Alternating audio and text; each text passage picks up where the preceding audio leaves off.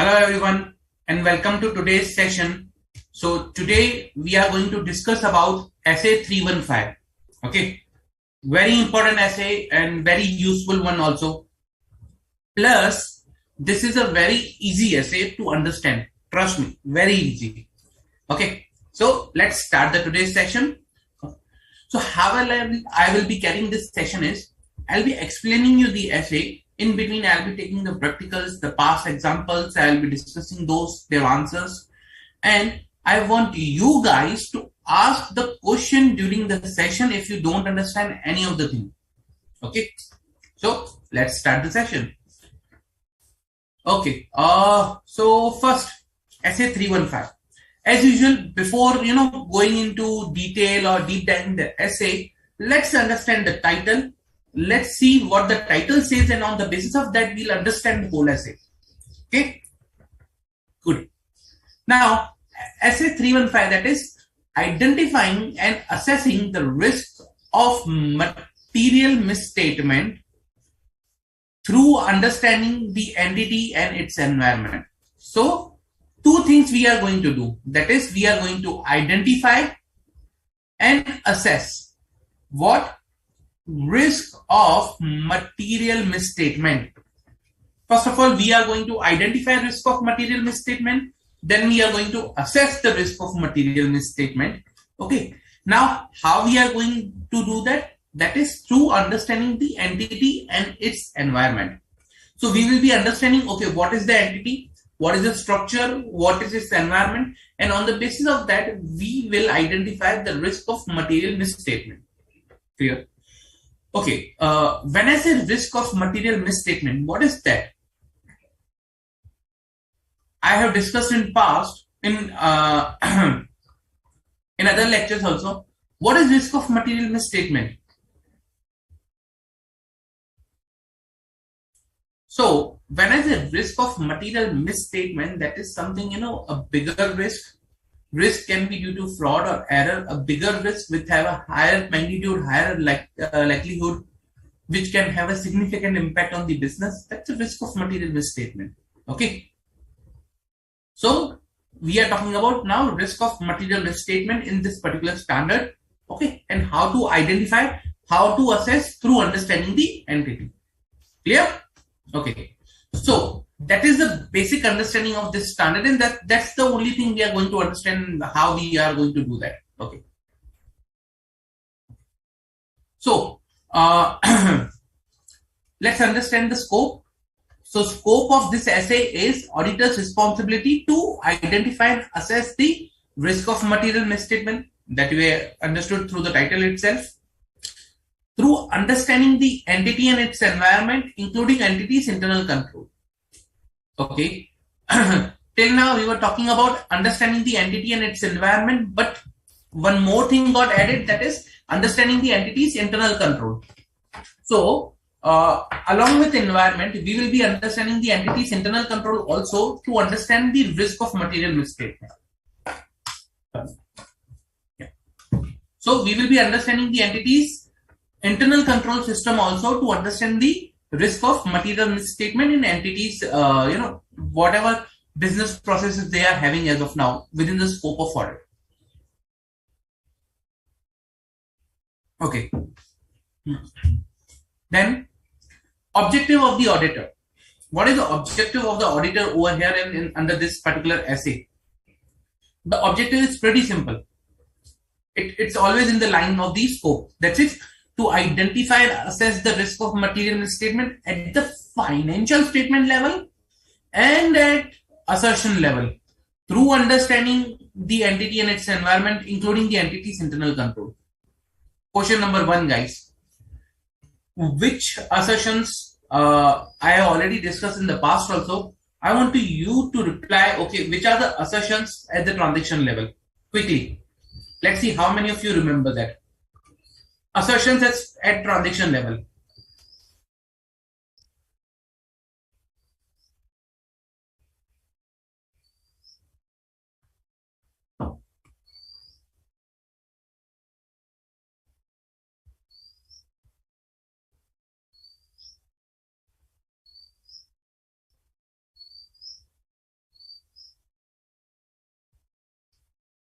You need to provide which are the assertions at the transaction level, okay, and with the list of assertions.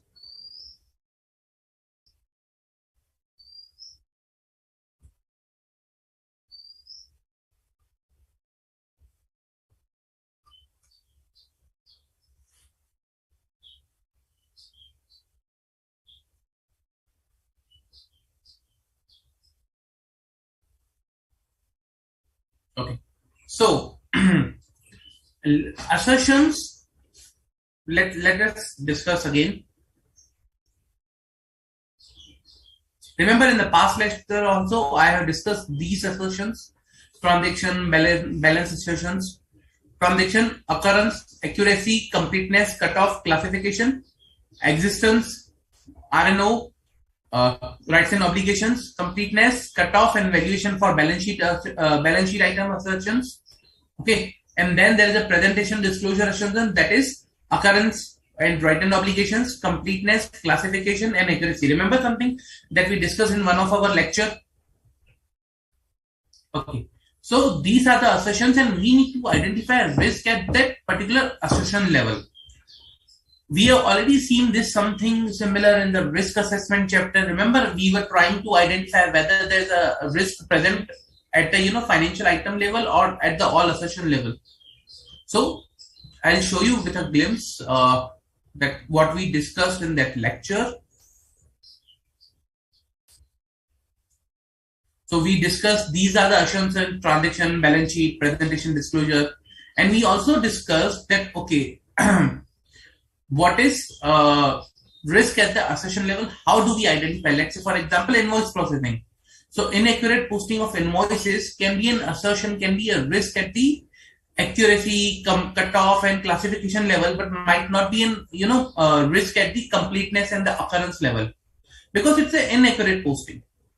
So again, we went and we discussed about how we identify the control in front of each risk. Remember something?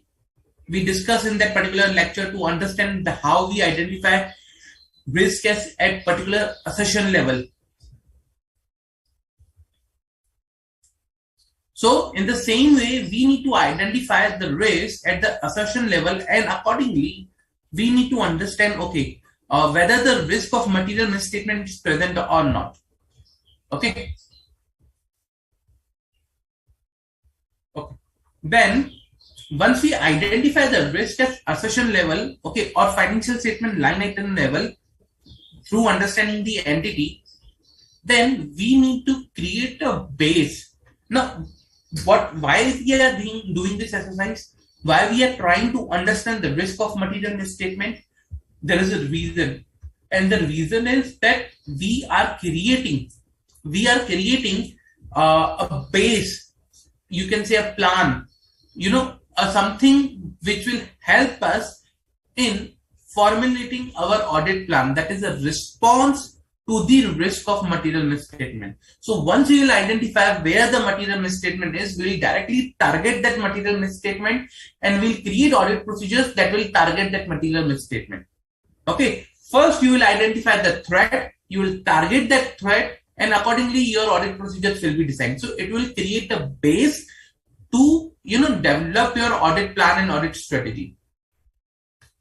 So let's see, to provide a basis for designing and implementing a response to the assessed risk of material misstatement. Assessed risk means that we have assessed during this particular phase, okay, and it will provide a base to create a response for that particular risk. Okay, now the question comes, how we are going to perform, how we are going to identify the risk of material misstatement through understanding the entity. What we are going to do? Let's say, for example, entity is there, its environment is there. Now, what should we do to understand or to identify the risk of material misstatement? So, to understand the risk of material misstatement, you need to perform one activity. That activity is known as risk assessment procedure. Okay, risk assessment procedure. Risk assessment procedure helps you to identify the risk by understanding the entity and its environment. So if I have to write down,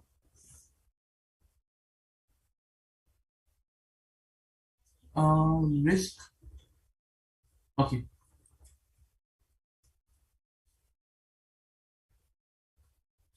identification of risk through RAP by understanding the entity's environment. Okay, identification of risk of material misstatement by understanding the entity's environment, and that is through RAP, that is the risk assessment procedure. That is something important we will be looking in this standard. Okay, any doubt till now? Any doubt?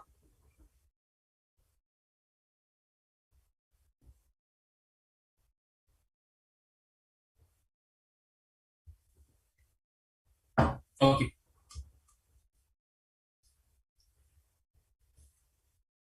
Now, once you understood, okay, we are going to perform risk assessment procedure. What is the next that we will be performing? What is the next that we will be doing? We will be seeing that how to perform the risk assessment procedure. Okay.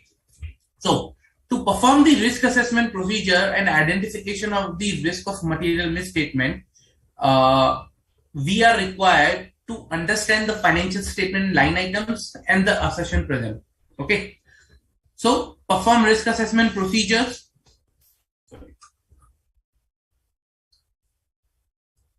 Perform risk assessment procedures for identification of and assessment of risk of material misstatement. Okay. Now, risk assessment procedures by themselves, like, do not provide sufficient and appropriate audit evidence. So they are just a procedure to identify the risk. So they cannot address the risk. They can only identify the risk. And that's why they are not sufficient on a standalone basis to provide an opinion. Okay. Let's say, for example, risk assessment procedure. It is used to identify the risk. Now, if risk assessment procedure is used to identify the risk, for audit opinion, I need something which can address the risk. Two different things. For audit opinion, I need to perform certain procedures which can address the risk and reduce it, and can help me in issuing the audit opinion. But risk assessment is only identification of risk. So only identification of risk will not help me in issuing audit opinion, and hence risk assessment procedure by themselves do not provide sufficient and appropriate audit evidence on the basis to the audit opinion. Okay. Now, risk assessment procedures usually involve three things. Like, you need to perform three major things in risk assessment procedure. That is, your inquiries with the management. You need to inquire with the management. You need to do analytical procedures, and you need to observe and inspect. Okay. Inquire with the management, analytical procedures, and observation and inspect. Okay. Now, when I say inquiries with the management, this is not only with the management, we'll see. So gathering information or inquiries with management usually includes inquiries with internal audit team, inquiries with appropriate individuals. When I say appropriate individuals, from a client acceptance and continuance process, you gather certain information about the client. So you take that information also during your understanding and risk assessment process. Again, inquiries with the management, info obtained from other assignments with same management or same company, info obtained from past experience of engagement partner. So all these things you need to gather information. Okay. Now, once you gather information through inquiry and through all these procedures, you need to perform analytical procedures, and you need to observe and inspect. Clear? You need to observe and inspect. Now, you might be wondering what we need to do in analytical procedures and what we need to do in observe and inspection. Okay, analytical procedures, are performed as a part of risk assessment procedures to identify or to link. Let's say, for example, both non-financial and financial information. Examples you can say, let's say, purchase and the goods utilized for the purpose, or the warehouse space utilized. So how much of the purchase I am doing and how much of the warehouse space I am utilizing. So I can do analytical procedures and I can take financial information and non-financial information together, and I can correlate and perform analytical procedures over there. And why to perform analytical procedures? Because it will help us identify the existence of unusual transactions. Let's say, for example, there might be a transaction. For example, in this case, last year, the warehouse requirement or the requirement for the storing of goods was high because we were having high purchase. This time we have a more purchase compared to last year, but the goods or the requirement of the warehouse is not that much. Why? So it gives you the unusual link, unusual, connection between two things. And that unusual collection can identify or can point you out that, okay, there is a risk of material misstatement. Please look into that. Because there is something unusual, please look into that. There are chances that something materially misstated may come out of it. That is a risk of material misstatement identified through analytical procedure. Okay. Now, what you will do in observation and inspection? In observation of inspection, basically you will observe and inspect the management. You will observe what management is doing. For example, entities operation. You will see how the entities operations are carried out. Documents, records, internal manuals, or you can say some SOPs, reports prepared by management like MIS, entities, entities, some plans, future plans, and all those stuff. Those documents you will analyze, you will inspect, and you will see whatever inquiries you have done with the management, whether that is in line with the data you are now inspecting or observing or not. So, data gathered is cross-verified, you can say, by analytical procedures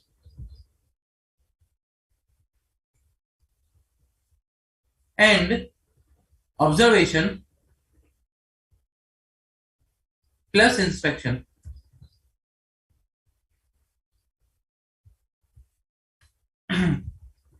Okay. Now, quick recap. How we reached on the gathering information, analytical procedure, and observation.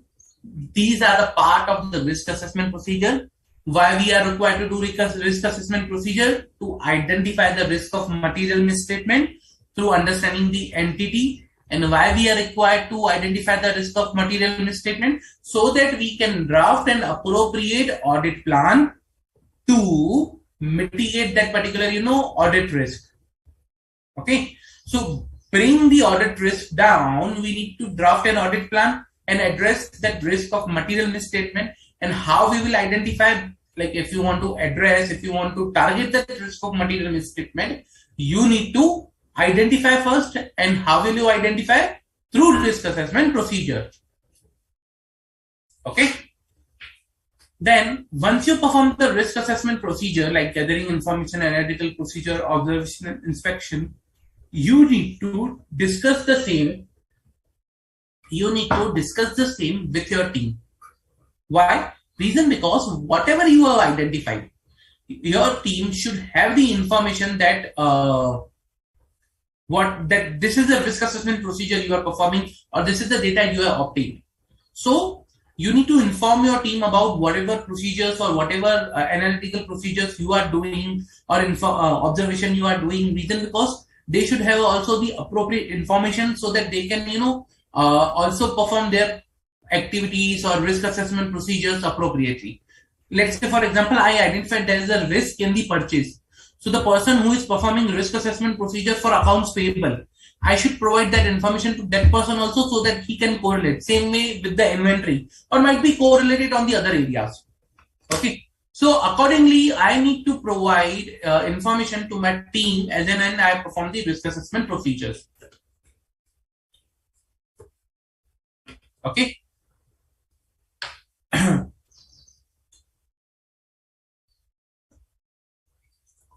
Along with that, once I identify the risk assessment, once I perform the risk assessment procedures like gathering information, analytical procedure, observation and inspection, I need to document the same. Don't forget that each and every step requires the documentation also. So you need to document this also. Reason because this document will serve a base to create a response.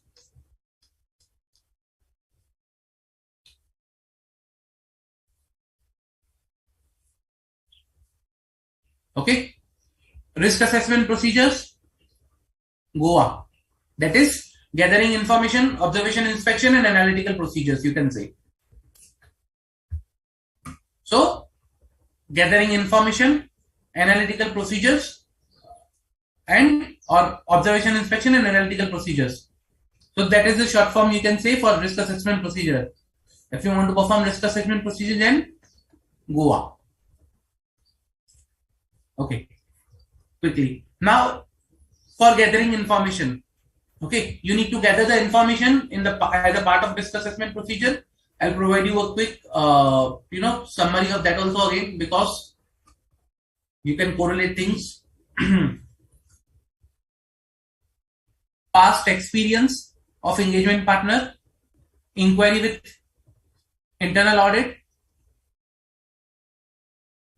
then inquiry with KMPs or appropriate individuals, inquiry with management, and the last one, okay, not last one, CN's information from CANC process, that is client acceptance and continuance process, and information obtained from other assignments.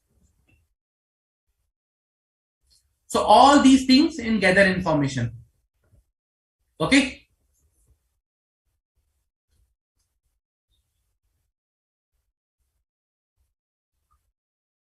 Any doubt till now? Any doubt, guys, about the risk assessment procedures?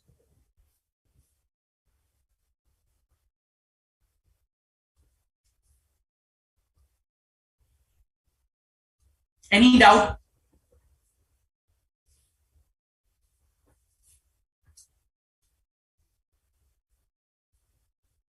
No? Okay. Now, we understood the risk assessment procedures. Okay. That is we are required to do. Now I'll show you some details, like further details that how a risk assessment procedure can be performed and what we are required to live. Okay. I understood that I need to perform inquiries. But inquiry about what? What I need to do in my inquiry? What I need to, see into my inquiry? Let's say, for example, we discussed I need to perform analytical procedures, but about what? I need to gather information, but about what? What things I need to inquire? So now we will discuss what things are we required to inquire, what things we are required to observe, all those things. Okay. So under the risk assessment procedure, as I said, we need to understand the entity. And the starting stone to understand the entity is to understand under which regulatory environment it falls. So for example, let's say it's an electricity company, banking company, NBFC, what is the relevant industry under which it is falling? Chemical, pharmaceutical, construction, retail, FMCG, what is automobile, what is the relevant industry that under which this particular company falls? Okay, so first of all, understand the relevant industry, then regulatory environment, and then applicable FRF. Okay, industry, regulatory, and applicable accounting. So you can say IRA. Industry, understand which industry it is. Understand what is the regulatory requirement or regulations applicable to it. And third, understand about the applicable FRF or accounting related. Three things.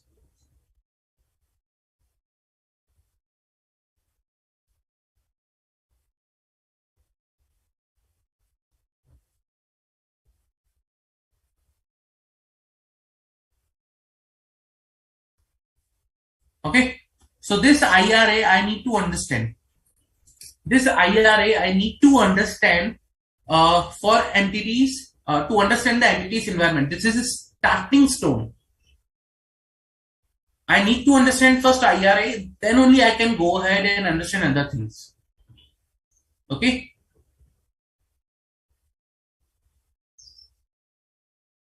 Then once I understand this particular thing, okay, once I understand this particular thing, then what I need to do is, let's say for example, I'll give you one example, and through that example we'll correlate and I will do this particular understand the topic.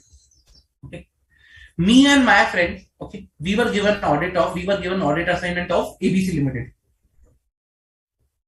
So we started the audit of ABC Limited. Now we were not aware about anything about the ABC Limited, not a single penny. So what we did is we went to the management. I said, management, please provide me your last year's annual report first of all. Let me understand what are your numbers, what are your operations and all those things. Then I read through the annual report. During the annual report, I identified what are the things, what is the business that company is doing. Okay, so through annual report, I understood the entity's nature. I don't know how many of you have already seen the annual report, but annual report, again, a lot of things you might have read, you might have reading the annual report, but annual report actually provides a background about the entity, what entity is doing, what is the business of the entity, and all those stuff. Okay, so annual report is a very important thing, very important. Just to show you background in the annual report, how we do it, or like how we can use the annual report to identify the entity's industry and the structure. Relevant statutory things. Just let me share my screen.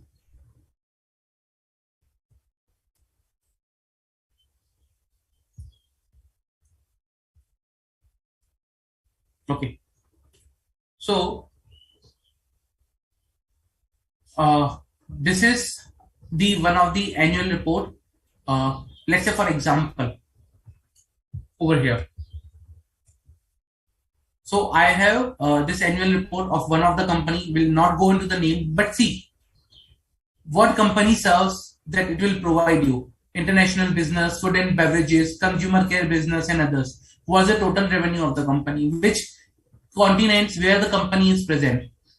Business revenue by geography, where the company has a more revenue. Let's say Asia 22%, Middle East 25%. So this is how we highlight, okay, what is the company's revenue and which segment it is targeting more. Revenue from operations last 5 years. Okay, then companies, some critical products will be there. These are some companies' critical products, and they will provide you, okay, what is the market share and all those stuff. Then you will see, I'll show you one more thing, from where the company started or background about the company, some things like that. Okay, so then yeah, stakeholders engagement, what they are focusing upon, what their targets are. So all those things will be there.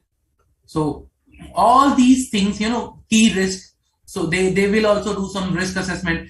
This is an example of management's risk assessment process. Just a highlight example, overall example, but yes, risk management system or risk assessment procedures performed by the management. Okay. So that's some high level risk assessment done by the management. Their indications, their ratios they have calculated for that particular year. So all these informations is already available on the with the management. Okay, that information is already available with the management, or you can say, by annual report, just seeing one document, you can gather a lot of information.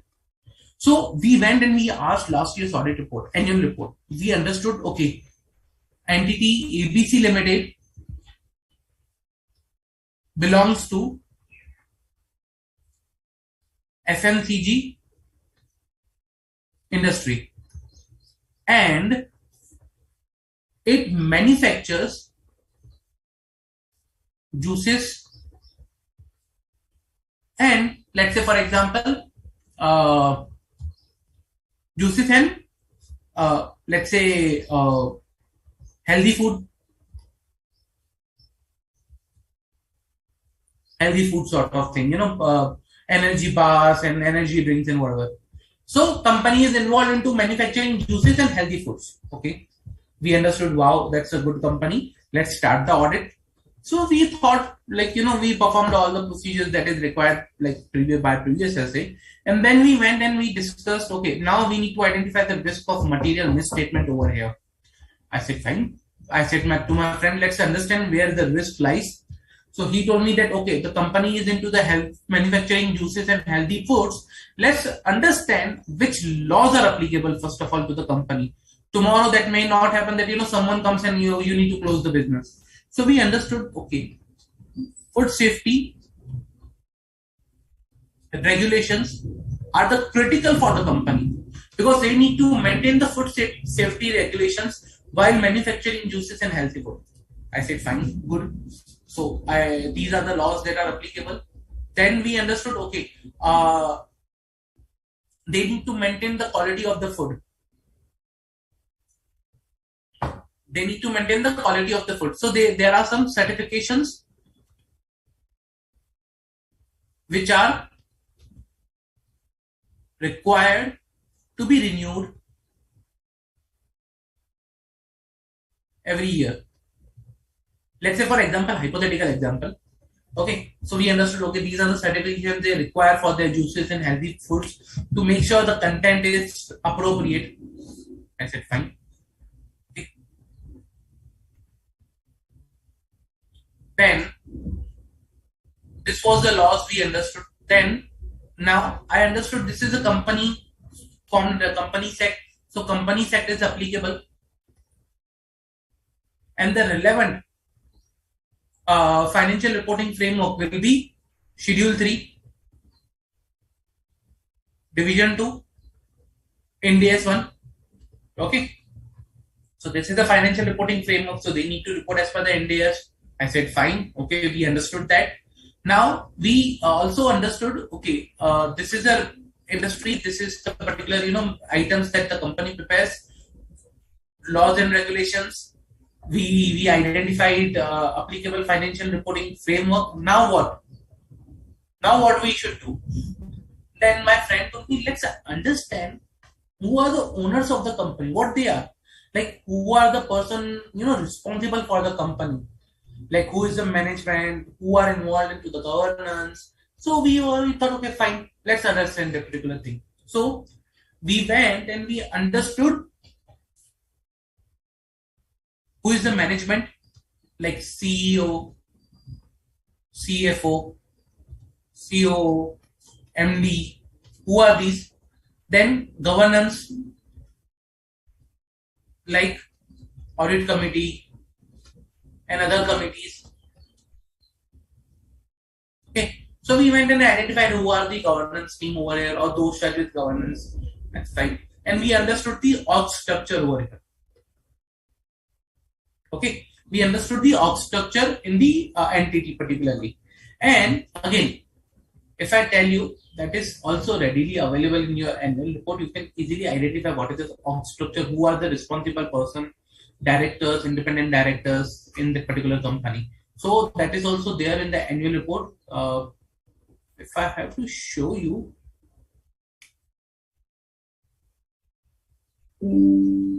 just a minute.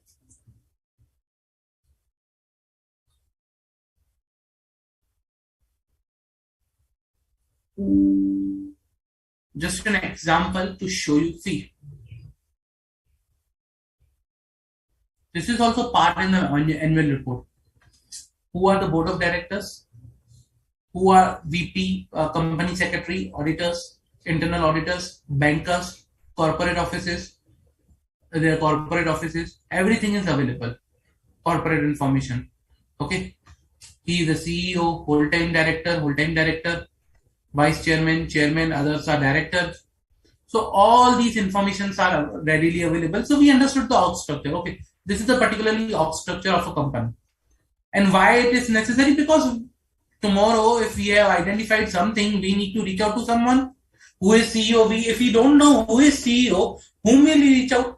Now, in the current case, we know this person is a CEO. So I need to reach out to this person if I face any difficulties, or if I need to raise to the governance team. Then I know who is the internal auditors or auditors. Even in some of the other pages in the annual report or somewhere else also, you might identify who are the part of the committees, like risk committee, then audit committee. That if I show you that list will also be available in the annual report. Okay. So then on the basis of that, what you'll do, you will understand the organizational structure. Okay.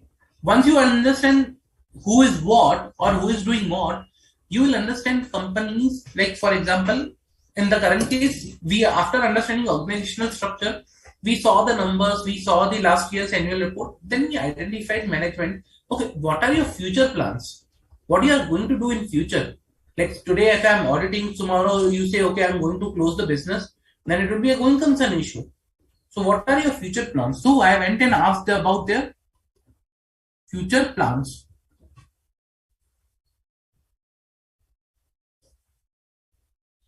I asked about their future plans. Now, after asking the future plan, they told me, okay, they are going to, acquire some more companies. They are going to do mergers. They are going to expand their business by creating more and more products in the market. So they say had a viable future plan. Okay, I was happy because my client is going to grow. That's good. I will be having a good, very big client then in future. Then I understood, okay, if the company is going to grow, okay, then I need to understand the company, like if they have multiple products, how they are recording the revenue from the multiple products, what is the policy they are opting for. So I'll understand their accounting policies. I asked them, how do you record the revenue? Do you, when you sell, or there is some other way of recording the revenue, some complex way for your products? How do you record the revenue? So I understood about the recording of revenue. Then I identified how do you record the expenses? What is the policies for fixed asset and all those policy related stuff. A company told me that they have a simple accounting policy, so in line with India, so don't need not to worry. I said okay, fine. Then while telling me future plan, they were talking about this is their target and all those things. So I also obtained some details about their strategies. What are their strategies going to be in the market? Reason, because let's say today the company is selling your particular food drink, juices. Now what is their strategy? Aggressive, like keeping the profit low, pricing low, and selling at the maximum number of units, keeping the price high, making a premium product. What is their strategy? Because that will define at some stage your sales. So for example, if the company is keeping, let's say, aggressive strategy, that is low profit, high sales, okay, target wider market, that is the thing, then I will see a sale figure higher.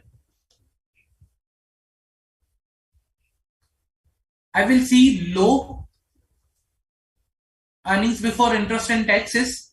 Okay, I will see a good number of units sold. And because of this, I will be able to see economics in cost of production, because number of units that are produced will be higher.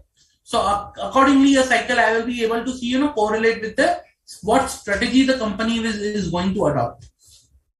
Okay, so I will understand what is the company's strategy for the future and what they have applied the strategy in past.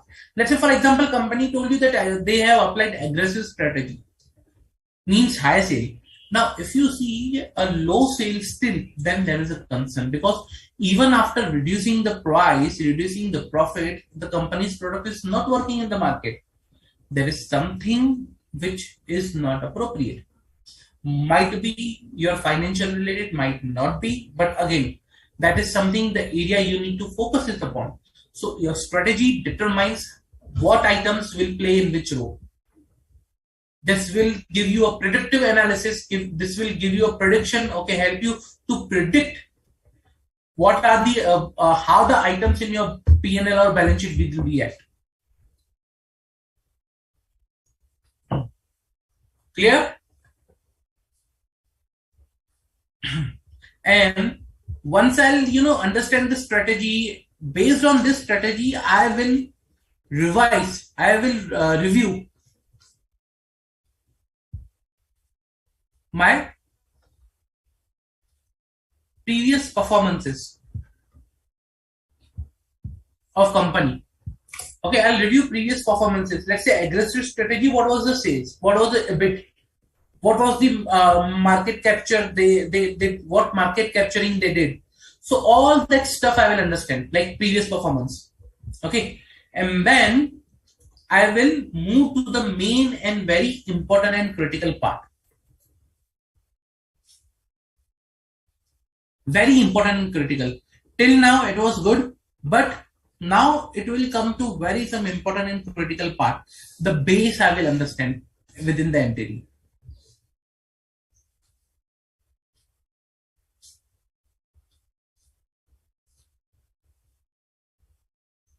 IT environment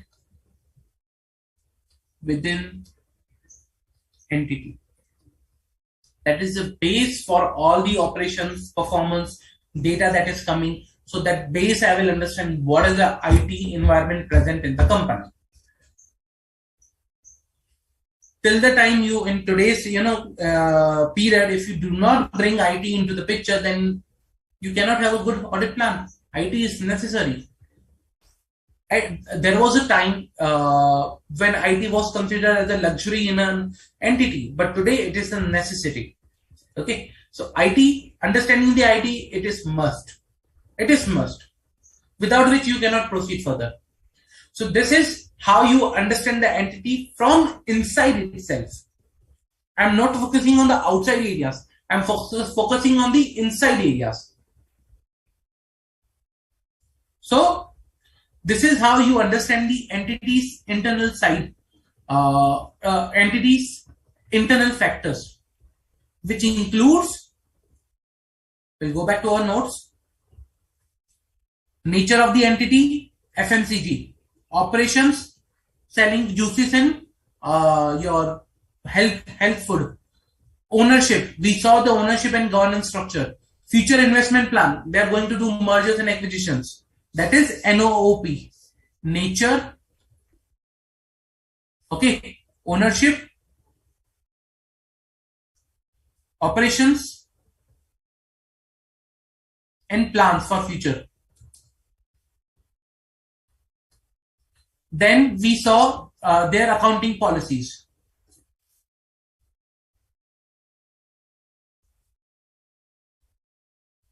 Then we saw their objectives and strategies.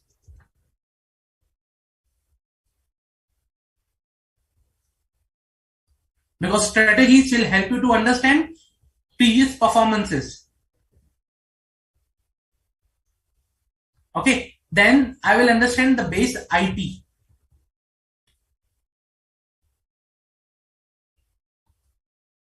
Present in an entity. Okay, so accordingly, I will understand all these things to have a understanding of the entities, internal or the environment.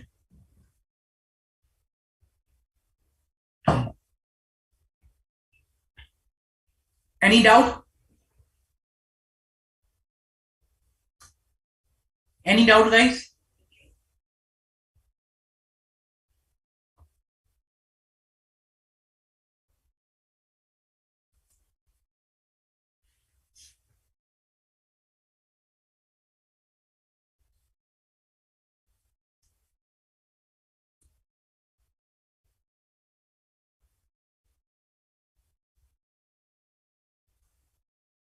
Any doubt?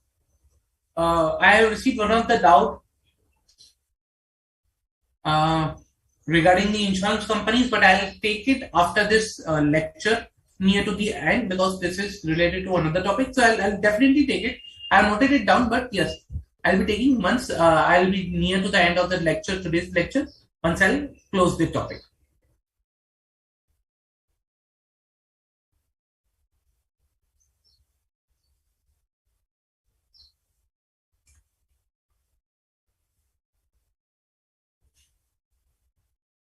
Okay. If no further doubts, then this is where we understand the entity. This is how we understand the entity. Okay. So once you understand the entity, we have just understand the environment. Remember, with environment, we are required to understand one more thing, that is the internal controls. What are the internal controls present in an entity? That is another thing that we need to understand. But till now, let's take up one question and then we can move forward for the internal control part. Okay.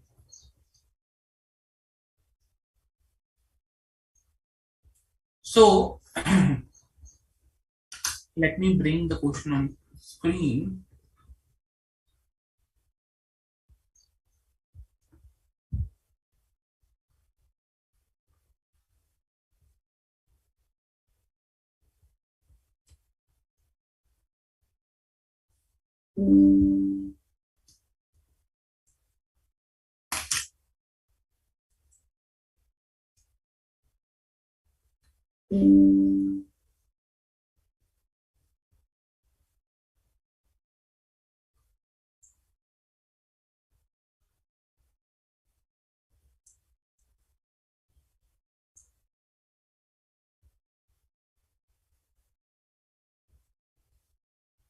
Just a minute.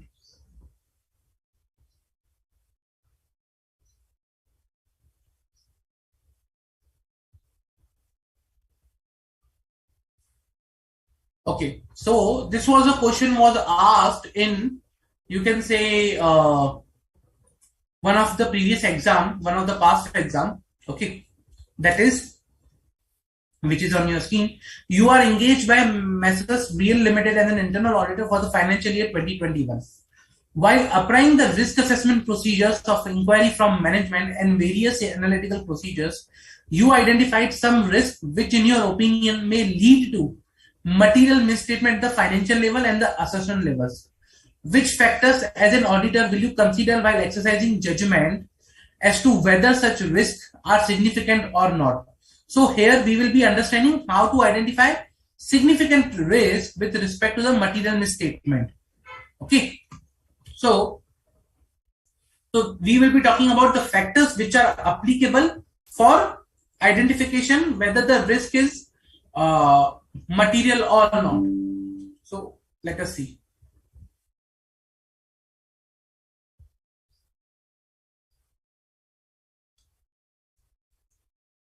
So this is a particular answer for this question. So there are 6 points or factors that we will be considering to understand the significance of the risk. So as per SA 315, assessing the risk of material misstatement through understanding the entity and its environment. In exercising the judgment as to whether the risks are significant, the auditor is required to consider the following, at least the following. 1, whether the risk is a fraud risk. Because why fraud risk? Can anyone tell me why fraud risk? Why we are talking about fraud risk over here? Important. We have seen this in past also. Why the first option is the fraud risk one? Come on, guys.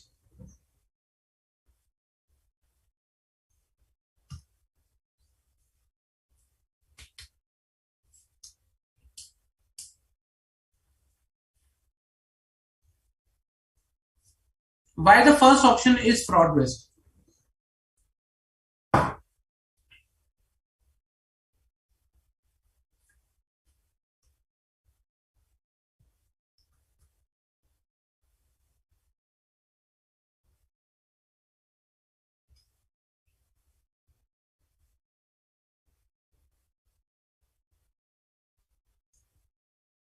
Anyone? Let's see how much of you have paid attention into my previous lecture, because this is very easy. We have already discussed this particular thing in one of my previous lecture. I'll tell you the number also. Let's say, for example, if you want the specific detail in which lecture we discussed SA 240. Okay, we discussed this while we discussing the SA 240. Now you tell me why the fraud risk is required to be considered for understanding the significance of the risk.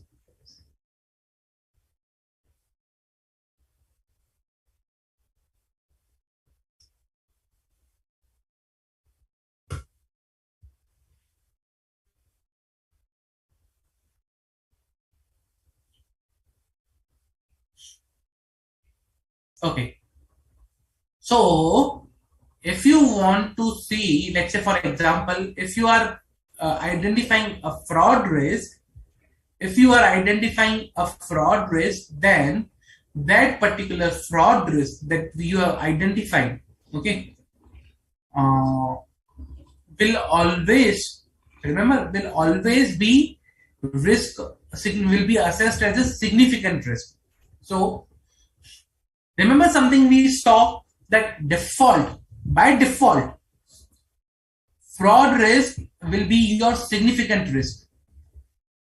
Reason, because whenever I identify fraud risk, I need to term that fraud risk as a significant one, and I need to define some audit procedures around that fraud risk.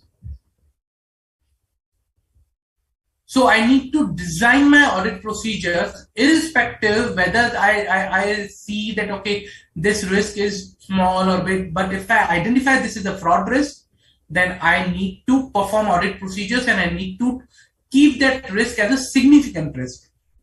Remember that we discussed in this SA 240. So by default, my fraud risk will become a significant risk. And in the current question, when we are assessing the significance of the risk, where I need to understand whether the risk is a fraud risk or not first. Okay?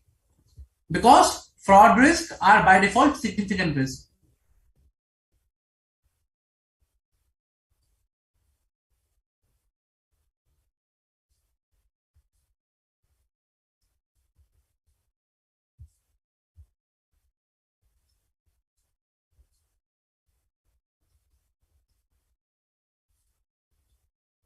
Okay, then whether the risk is related to the significant economic, accounting, or development like changes in the regulatory environment and therefore requires special attention, the complexity of the transaction, whether the risk involves significant transaction with related parties, the degree of the subjectivity in the measurement of the financial information, okay, whether the risk involves significant transactions that are outside the normal course of business entity or otherwise appears to be unusual. All these factors I will consider to understand whether the risk that I have identified is a fraud risk or not. Oh, significant risk or not.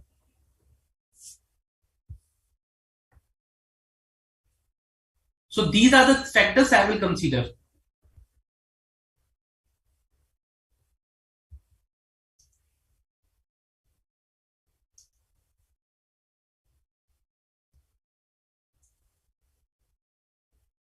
Any doubts?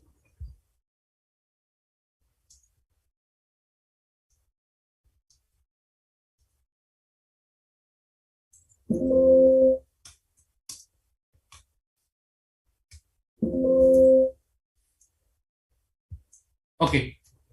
So I hope you understood the particular question over here. Okay. Now let's go back to the topic and continue the topic. Okay. Understanding the entity and its environment. We understood two things. One, that external one, that was IRA. So my IRA is something external.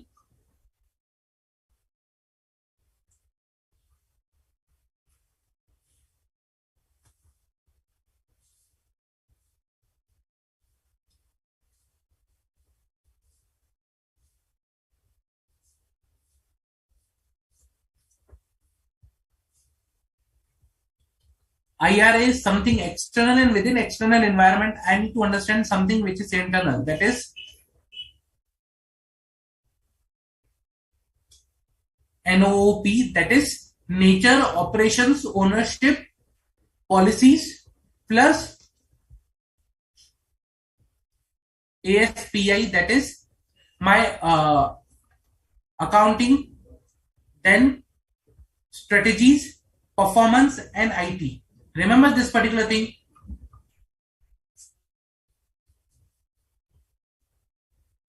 That is internal. So these three things I need to understand first to understand the entity's environment. Once I understand the entity's environment, then I need to perform, I need to understand the entity's internal control. What are the internal controls? Okay, we have seen which controls we talk about, or what are the internal controls, we understand that. So I will not go into the much detail on the control side, but I need to evaluate whether the internal, only the internal controls which are relevant. Relevant means there can be internal controls, to some areas which might not be relevant to the financial statement or financial information. So I need to obtain understanding. I need to obtain understanding that that about the internal controls that are relevant. Okay, relevant to the financial reporting in an audit. So, for example, let's say there might be an internal control which can be related to areas like, for example, accessing the data, some budgeting, and might be some, you can say, non-financial information related. So all those controls which are not relevant, I am not required to look into that, because only the internal controls which are relevant from the viewpoint of the financial reporting, I will be considering that internal controls. Okay. So controls that are relevant, I will understand those controls. Then I need to evaluate design and operating effectiveness of the controls. How the controls are designed and how the controls are operating.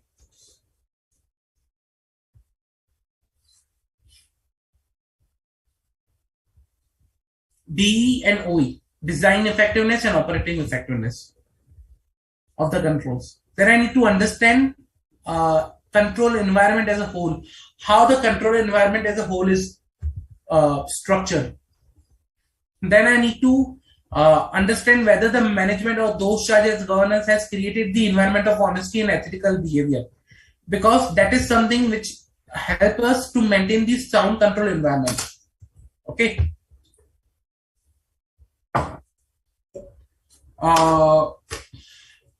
So all these things I need to understand with respect to the control environment. See, when I need to understand the internal controls, okay, I am not only required to look into the, let's say, for example, when I see a design effectiveness, I'm not only required to see that, whether the design is effective from the viewpoint of performing the control, but it should be addressing the risk also. Let's say, for example, if I have to give you, there are some inherent limitations in the control that, how much strong design you prepare, there will be something that is left out. The control will not address to that particular area. Okay, let's say for example, remember in my previous example, the umbrella one, how much strong umbrella you might have, but there are chances that you will still have small holes from where the water will come down. So you need to understand whether the control environment or the design of that control is such a way that it is, stopping the maximum amount of water. In the example of rain one, that you are holding the umbrella, that is the internal control, so it should be stopping your maximum amount of water. Okay, that you need to understand. After the inherent limitations, still the control should be such a way, designed in such a way that it should stop maximum amount of water. It should not be like, you should not be targeting that, okay, this should be the foolproof control, nothing should go out of this because this control is a finding. If there's a small issue also, then control will fail. No, you need to evaluate the design appropriately, practically, and you need to see feasible whether the design that you are thinking or design you are proposing is practically feasible. So that you need to understand while understanding the internal controls.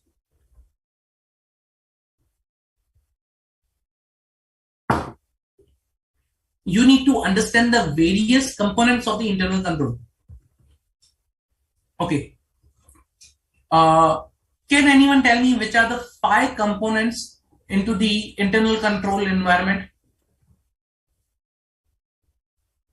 Which are the 5 components of internal control? Can anyone? 5 components of internal control.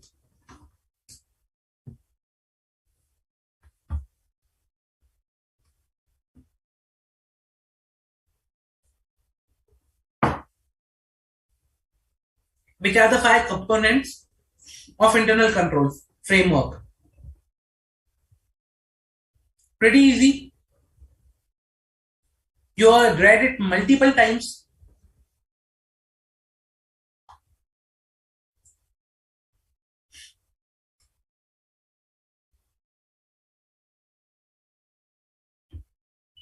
So the 5 components of the internal control framework in an entity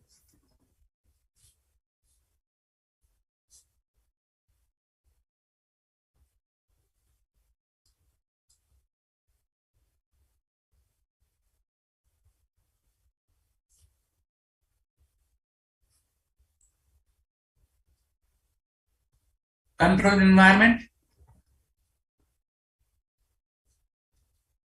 entities, risk assessment procedure, IT systems, and communication systems, control activities,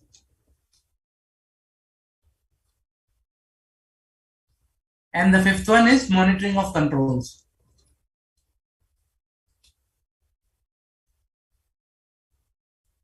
So when you are assessing a control, you need to assess that these 5 components, whether the control environment is sound or not, whether the entity is having risk assessment procedure or not, or whether the entity's risk assessment procedure is working or not.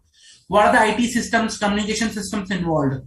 What are the control activities that the company is performing, and how the company is monitoring those controls? All these 5 components you need to look into when you are understanding the internal controls for an entity.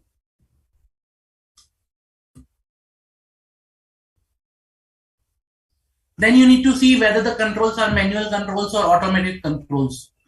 Okay, so generally you need to think about, okay, what mix of controls that the entity is having. Entity might have a combination of automated and manual controls which might be embedded into the computer programs, or it can be controls which might be there only manual, there are no IT controls. So you need to understand the entity's control environment accordingly.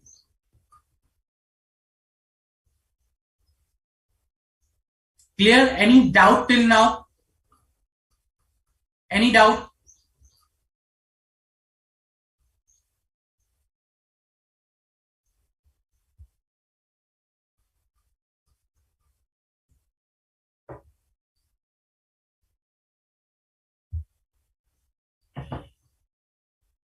Any doubt, guys?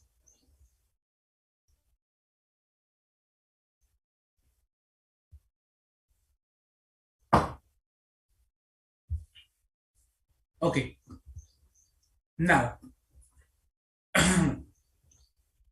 once you identify the control, understand the controls, its environment, you will identify some risk. Okay, there might be a area where the control is not addressing the risk, or the water is coming down from the umbrella. There are holes in the umbrella, so you identify the risk. Okay, now the next step, that is very important one. The next step that you need to understand once you identify a risk is you need to assess that risk. You need to perform the risk assessment procedure or risk assessment basically. You need to assess that risk, how much significant it is. I identified the risk. Now I need to jump onto the second part where I will assess whether the risk is, you can say, significant or not. So for that, I will perform certain procedures. I need to think, okay, whether this particular risk is significant or not. So to understand whether this particular risk is significant or not, first of all, I need to understand whether the risk is present at the financial line item level or assertion level. So how much critical that risk is. Either it's at the financial line item level or either it is a assertion level. Okay. So understand whether the risk is at the financial line item level or assertion level. Then evaluate whether the risk is, having potential effect which may affect the other areas also. How much it is like to affect the other areas. Okay. That will help you to understand how much significant that risk is. Okay. So you need to understand significance of the risk, that is the magnitude. You need to assess the likelihood of the occurrence of that particular risk. Okay. And you need to consider okay, what potential steps you can take to address that particular risk, testing required. But that is a later stage we'll come to. Okay. But this is the thing that you need to do. Identify whether the risk at the financial statement line item or the in-depth assertion level. What is the magnitude if the risk got materialized? What are the chances that the risk will, occur? Okay. And on the basis of that, you will perform a risk assessment of that particular risk. Okay. So magnitude, likelihood, actions required to mitigate particular risk after identification of the risk at the financial statement line item or the assertion level. Okay. So that is the step you can I'll give a short form, that is, first understand the business risk where it is present at the financial statement level, assertion level. Then understand the magnitude, understand the likelihood of occurrence and testing required. That's the action, or you can say action required to mitigate the risk. BMLA, very big MLA. Now, along with that, what you need to do is you need to understand the entity's risk assessment procedure also. What entity is doing to to identify and address the risk. You need to assess whether the management failed to identify any material risk. If yes, then why there was a gap? Why the management failed in their risk assessment procedure? Then understand what is the impact of that particular on the auditor's risk assessment procedure, and how the management is communicating that with the those charged with governance. So that is a thing you need to do in your risk assessment procedure. First, understand the management risk assessment procedure. Okay. Or entity's risk assessment procedure. That is management risk assessment procedure or entity risk assessment procedure. Once you understand, then understand whether their risk assessment procedure was good or not. If good, then fine. If not good, then what was not good. Identify the gap. And then understand if management has not identified a particular risk, if the management risk assessment procedure failed, then how much it is impacting auditor's risk assessment procedure. Okay. And accordingly, you will revise your risk assessment procedure from time to time basis on the which you identify the risk. So this particular activity you can say is a ongoing activity which continuously evolves. So risk assessment is a continuous revision, continuous activity, that is revision of the risk, continuous revision of the risk based on the evidence collected during the risk assessment procedure. Clear? So this is a continuous activity basically. Why? Reason because, let's say for example, I performed the risk assessment procedure of accounts payable. I did not identify anything. Fine. I performed the risk assessment procedures of the purchase. But by performing the risk assessment procedure of purchase, I identified, oh no, there is a huge risk in the purchase. So there could be a chances that there should be risk in the accounts payable. So I'll go and revise the account payable risk assessment procedure accordingly. So it is a continuous process. You identify something, you correlate with the other areas, and you go to other areas and you perform the risk assessment accordingly. And over there, if you identify something, then you go to some other areas. So it's a linked one, continuous process. Clear?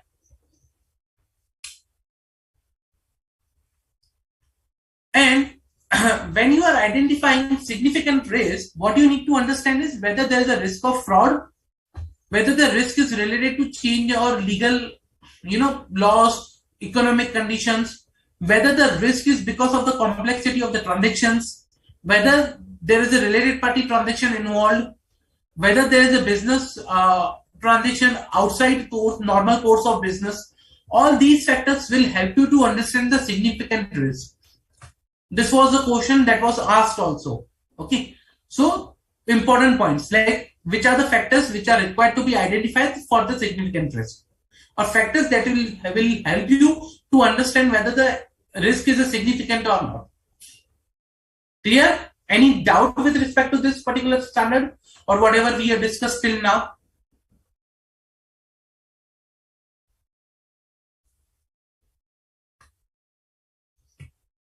Any doubt, guys?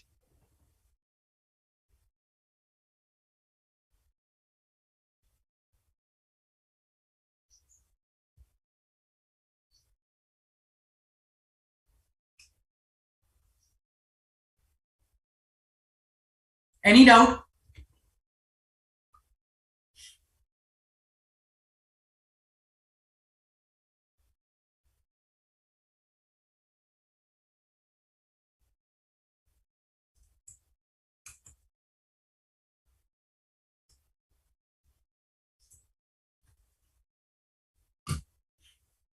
Very important, because it's a easy also to understand but very important standard, because this is a primary standard you can say, or the base which creates your audit procedures.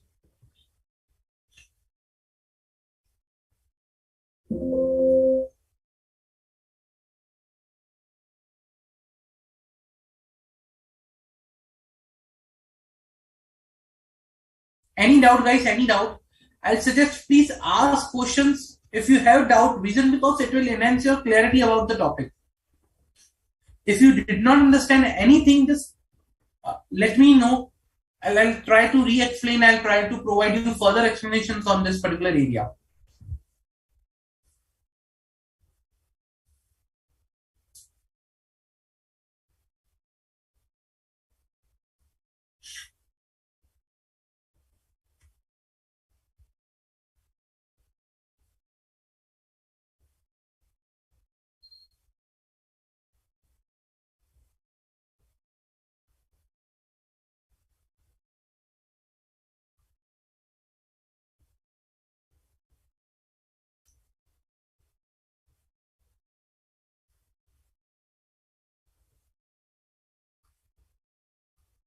Any doubt, guys?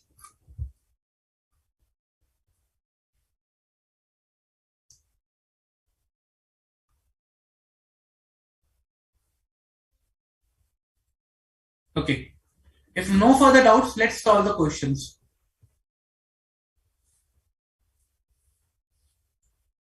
Mr. J, The engagement manager of XYZ Limited concluded that no significant risk of material misstatement due to fraud and error has been identified in accounts payable balances. Okay. Hence, no further audit procedures are required to be performed, and risk assessment procedures performed and documented are sufficient and appropriate audit evidence to issue the opinion on accounts payable. As an engagement partner of the audit team, what you will suggest to your engagement manager from the below options: that the risk assessment procedures by themselves do provide sufficient appropriate audit evidence on which the audit opinion can be based. Risk assessment procedures by themselves, however, do not provide sufficient and appropriate audit evidence on which to base the audit opinion. Risk assessment procedure, if performed by engagement partner along with the engagement quality control reviewer, then only it can be basis for the audit opinion. The outcome of the risk assessment procedure decide whether they can alone be taken as a basis of for the audit opinion or not. What do you think the correct option over here?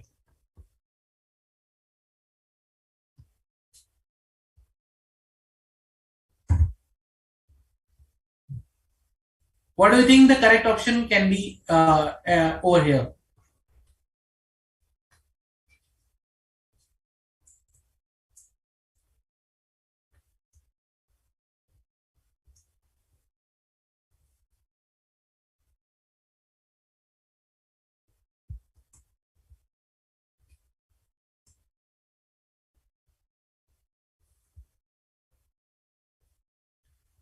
Pretty easy. We already discussed this particular topic. Correct, Arpita?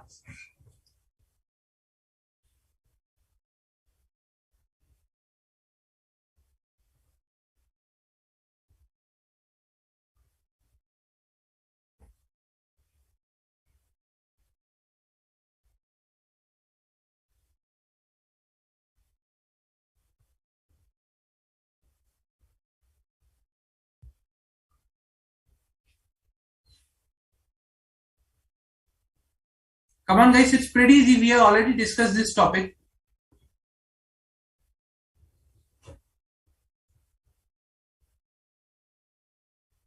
Okay, so in the current case, like as we already discussed, that the only risk assessment procedures are not sufficient. You need to perform some additional procedures in order to, to provide the basis for the opinion. Risk assessment procedures are only to identify the risk, not to address the risk. So, answer B, that is the risk assessment procedure by themselves do not provide sufficient and appropriate audit evidence to which we can base our audit opinion. So, B is the correct option. Remember, we discussed that particular thing. So, A, C, D will be the incorrect option. Risk assessment procedures are just to identify the risk, not to base your opinion on that. Clear?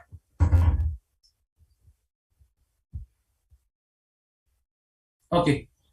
We'll take some more questions on this particular topic that will help us understand or, will enhance our clarity on this particular topic.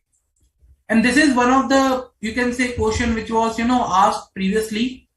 So I'll take one of the previous examples. We'll discuss that. Okay.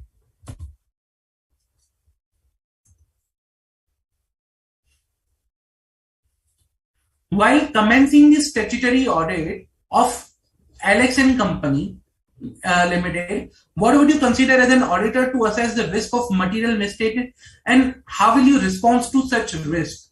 Okay. So that is one of the past questions that was asked.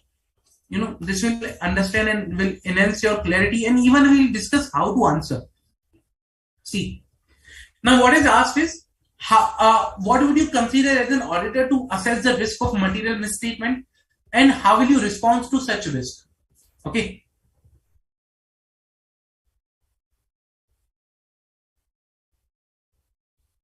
Arpita, can you reframe your question and just can understand more onto what related to your question? Okay. So I'll continue till that time over here. What are the things that you need to consider under your risk of material misstatement? That is, How do you answer is first provide the background about the relevant standard that will help you to set up the context of the question.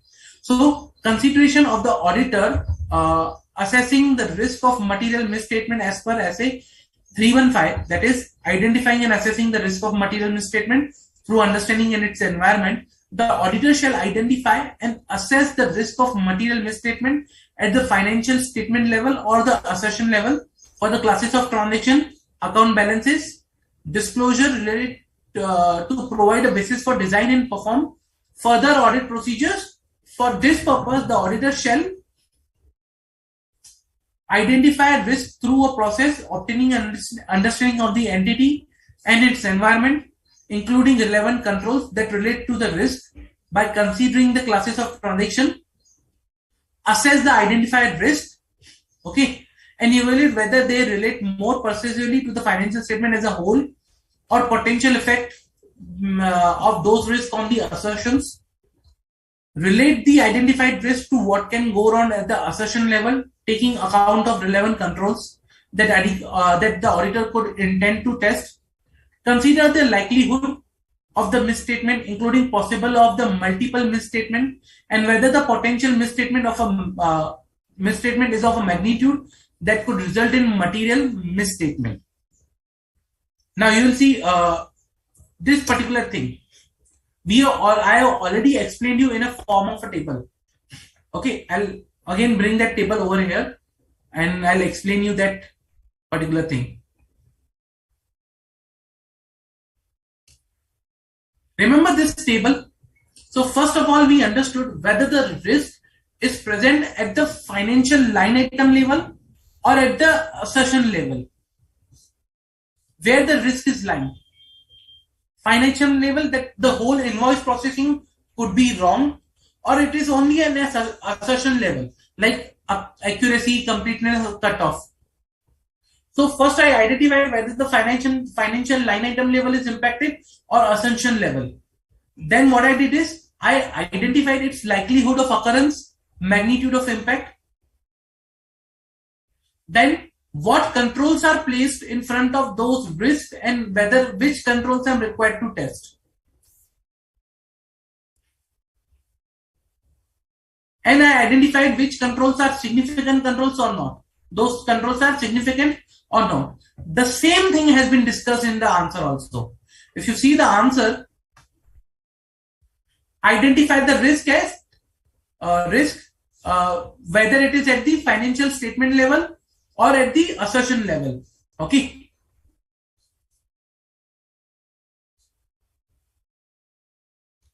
Then you understand likelihood of the misstatement and potential misstatement is of magnitude, that is of material misstatement. You will understand the magnitude and likelihood, and then relevant controls the auditor intend to test. Which are the controls you will test for that particular risk? Remember the table? So all these activities you will do to identify the risk, whether you will, how you will test the risk, basically. Clear? So if you remember the table, that's the only answer, that's the only question that is being asked over here.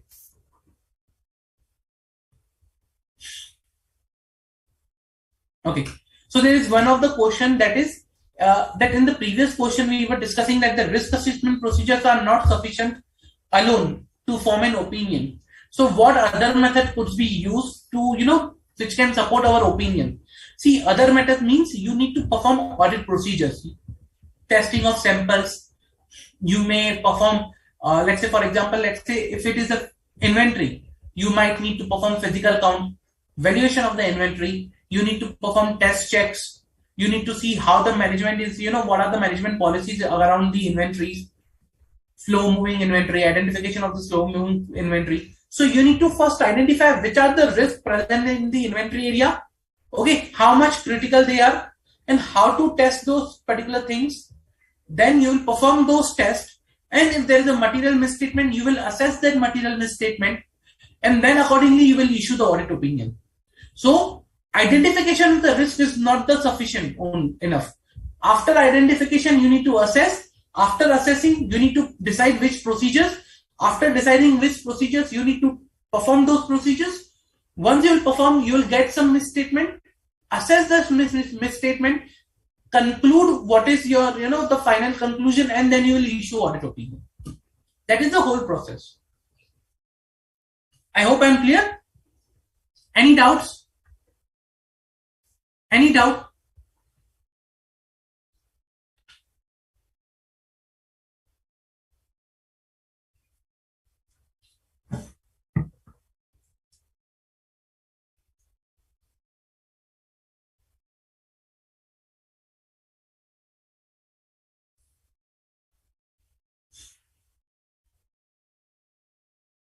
Any doubt, guys, with respect to this particular topic? Very important topic. Reason because this is only not related to this particular essay, but this is also related to other topics. For example, risk assessment in an IT environment. Okay, it's a very important one. That how you assess the risk in an IT environment, how you understand the IT environment. So it can be correlated with the other standards also, and accordingly this becomes very important.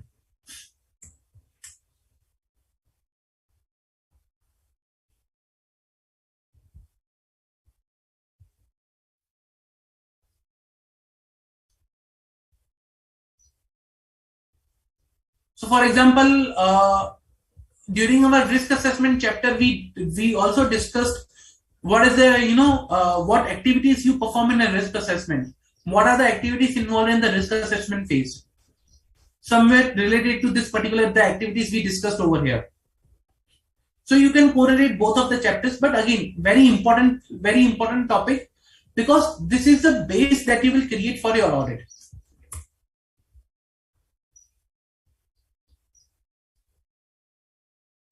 Even remember, while deciding the content of our audit plan, there was one of the item that we were saying that okay, we will provide the description of nature, timing, and extent of the planned risk assessment procedure.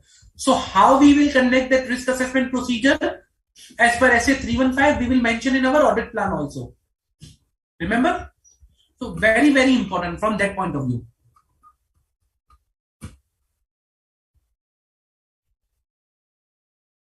Okay.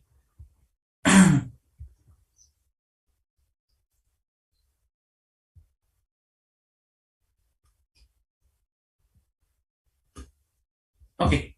If no more questions, then let's take a quick break and we will jump to the SA 330 because I want to continue this topic of risk assessment with respect to the SA 330 also, that how we need to address the risk, and we'll take some more questions related to both of the topics like identification of the risk and creating a response to the risk.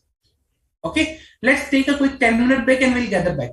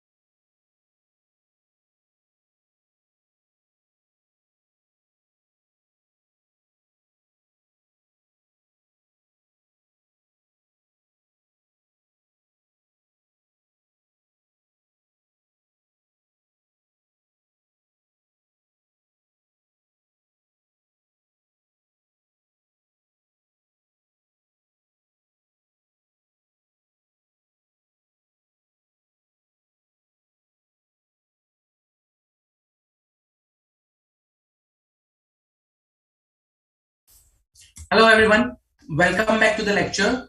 Now we will be continuing essay 330. That's the auditor response to the assessed risk. Okay. Instead of going the chart and explaining you the chart, I'll explain you the real life how we create a response once we identify the risk. Okay. And with a live example, I'll explain you that okay, what should be done, what are the requirements, and how do we present how we create a response, and then we'll come to the theory back. That's fine. Okay, let me come back. Let me show you a real life one that how we actually create a response. Okay, just a minute.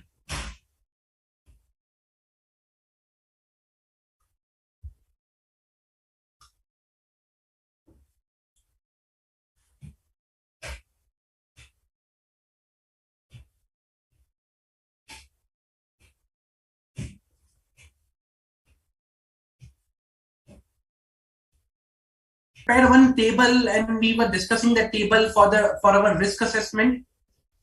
I'll be using the same table. Okay, I'll be using the same table, the risk control matrix. This is the risk control matrix we created. Remember in our previous lecture, I'll be using this same risk control matrix and I'll explain you how I can create a response to the risk that I've identified. Okay, fine. So basically, when I want to create a response to the assessed risk, okay, if I have identified the risk, I need to create a response to that assessed risk. First of all, I need to understand how much critical or how much magnitude of the risk is. Okay, in designing the response, first of all, I need to understand where the risk is impacting, on which particular area the risk is impacting, whether the risk is impacting onto the whole financial statement line item, or the risk is impacting onto only only onto the, let's say for example, area which is basically assertion. So first I need to understand where that particular risk is impacting. Once I understand that particular risk, then only I can then create an appropriate response for that particular risk. So let me explain you in much detail. Okay, now remember in our one of the example, I identified the risk in the invoice processing. So I said the invoice processing has a risk of material misstatement. Now there can be a when I say invoice processing, what is the financial statement line item that is affecting the invoice processing? Purchases, like I process an invoice, it goes to purchase or expense. So either purchasing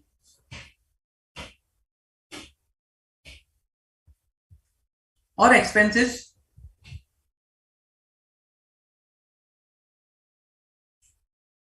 So this is an area financial statement line item that will get impacted over here, purchase or expense. Okay, but as of now we'll keep it in that way.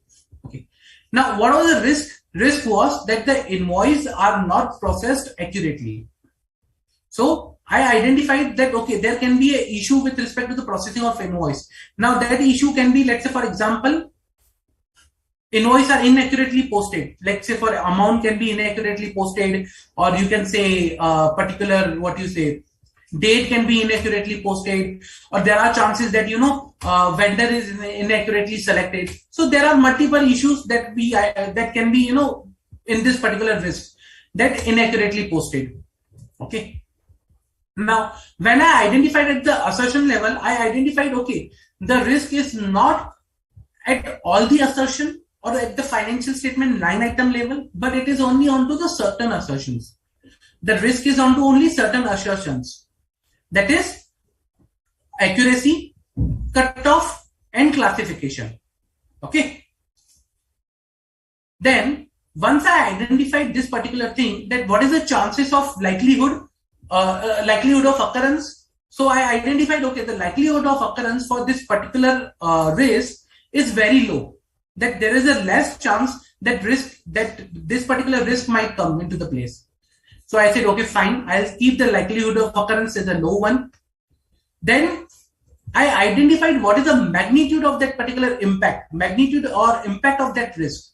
Okay, what I'm going to see is that if the risk get materialized, what will be the impact? I said the impact is medium. Okay, the impact is medium.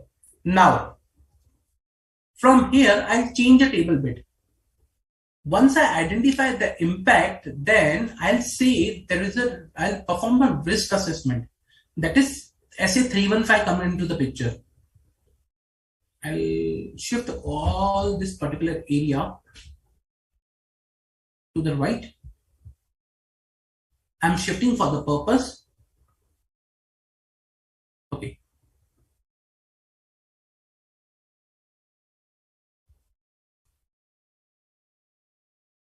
Now, what I'll say is, okay, if the likelihood is low, magnitude is medium, then I need to focus, I need to identify what is the risk I'm giving here.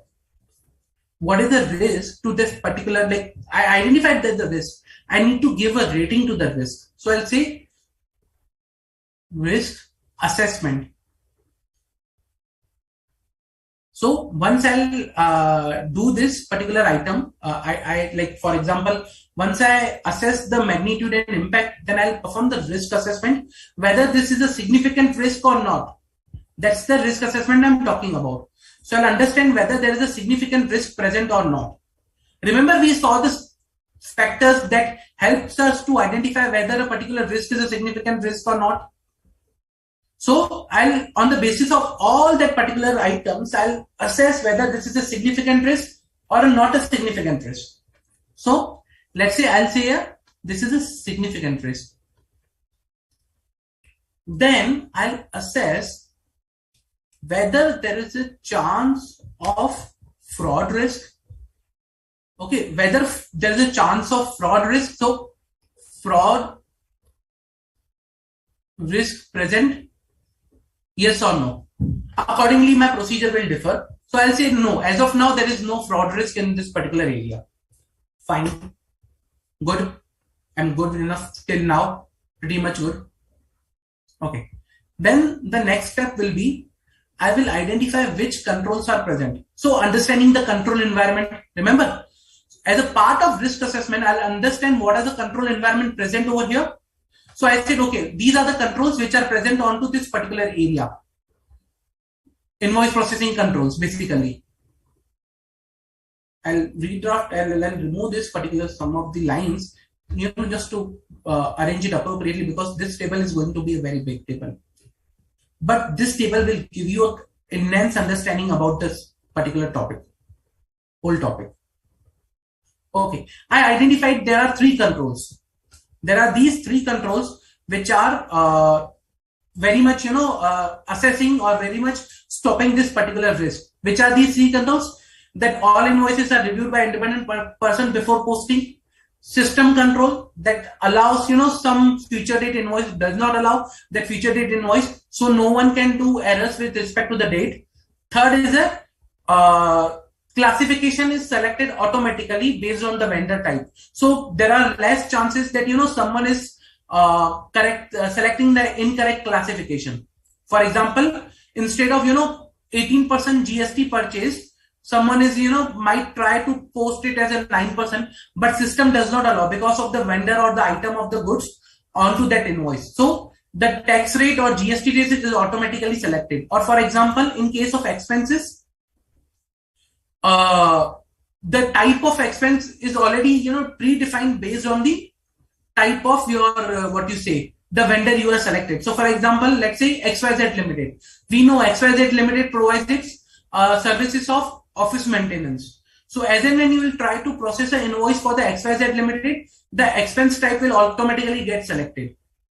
Okay. So based on that, system controls, inbuilt system controls and inbuilt controls that will help us to some sort of preventing of inaccurate posting of invoices.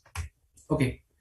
Once we identified, okay, these are the controls present for the inaccurate posting of invoices, then we'll understand whether these controls are helping us at the assertion level, how much helping us at assertion level. So when I talk about all invoices are reviewed, so that will help us at accuracy, cutoff, classification. System which is related to the dates, system control related to the past date. So it will help us with respect to the only cutoff. And when I talk about system control related to the classification, automatic classification, it will help us at the classification assertion level. Fine. I identified, okay, this particular control is good for this assertion, this particular control is good for this assertion. Great.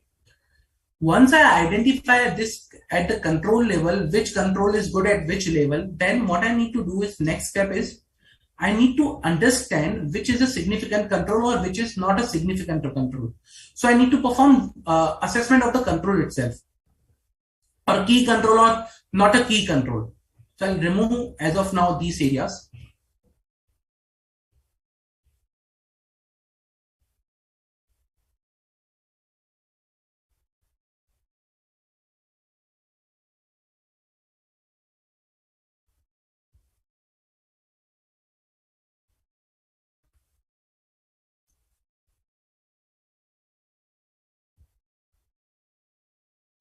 Okay, just to in case my table is going to be big. Okay, now I will be doing whether this control is a key control or significant control.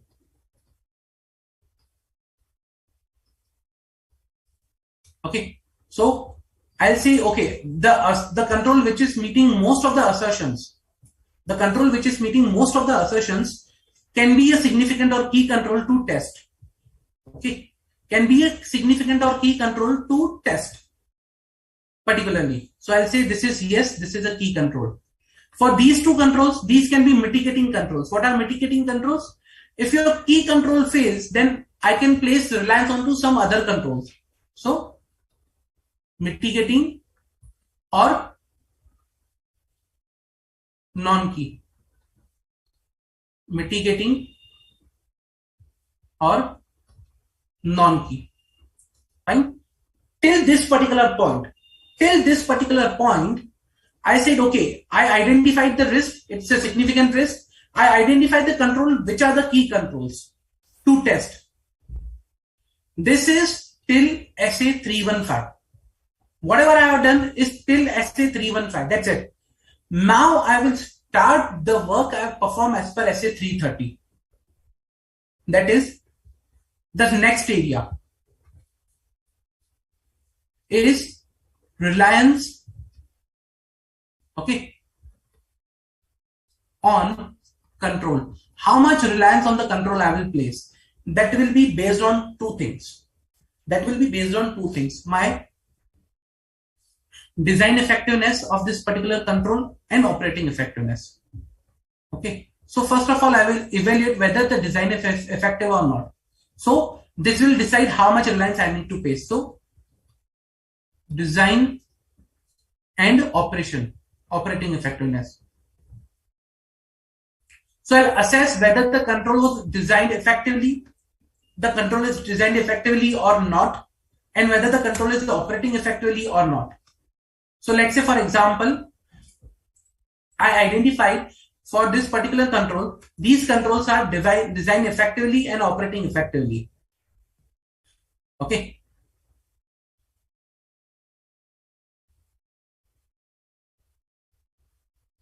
So let's say this is a key control. So this is designed effectively, yes, and operating effectively, yes.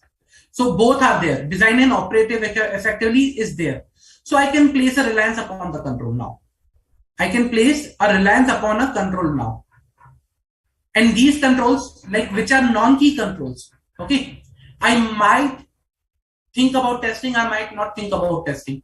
That is different story. Okay, but I will focus upon the first control as of now. I said this control is designed effectively and operating effectively. I tested their design.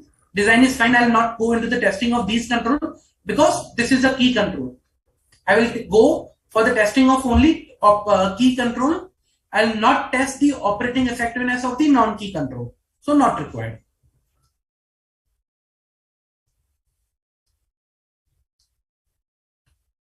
Okay.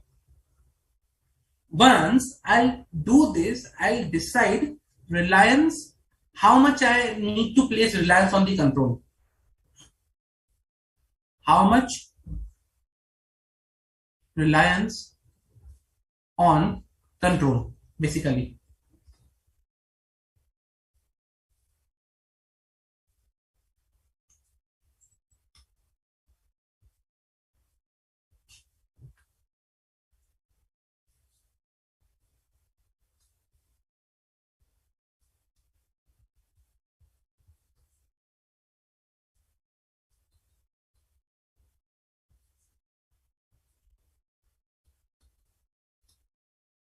Okay, how much reliance can be placed on these controls? Like if line item wise, I'll see these control, whether I can place reliance or not. So for example, this particular control, the first one where invoice is reviewed before getting posted, how much reliance I can place? Okay, now for example, this control is operating effectively. This control is being, let's say for example, has been designed effectively. So I can place high reliance. These are mitigating controls. So I can place low reliance on them. Fine. Now, this particular reliance part, okay, how can I decide that particular control is designed effectively and operating effectively? I need to do something. So, this is based on AAPE, that is the auditor's risk assessment procedure that I will be performing. On the basis of that, I will decide the control whether designed effectively or not. So as auditor's risk assessment procedure that we saw in SA 315, that will give me clarity about this particular thing. Now, how will I ensure that the control is operating effectively? For that, I need to perform some procedures. So to check for the operating effectiveness, I need to perform IOIR. That is, I need to perform inquiry. I need to perform observation. I need to inspection, or I may require reperformance of the control. So these are the ways I can, obtain comfort over the operating effectiveness of a control, whether the control is operating effectively or not.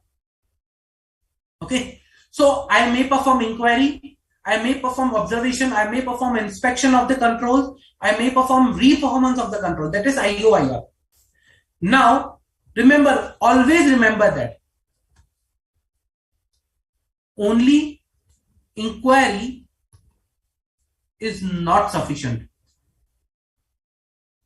So with inquiry, you are either required to perform observation, you are either required to perform inspection or reperformance. Okay, that will help you to understand how much of the reliance you can place on the control. Clear? Now, once you decide how much reliance, whether the reliance you can place because it was designed effectively, it is operating effectively, how much of the reliance I can place, then what will happen is that will decide your next step for the particular area. That is substantive testing required. Means how much of the comfort you require from the substantive testing. So I have received high comfort from the control. Risk was significant. So my risk is significant, this particular area. So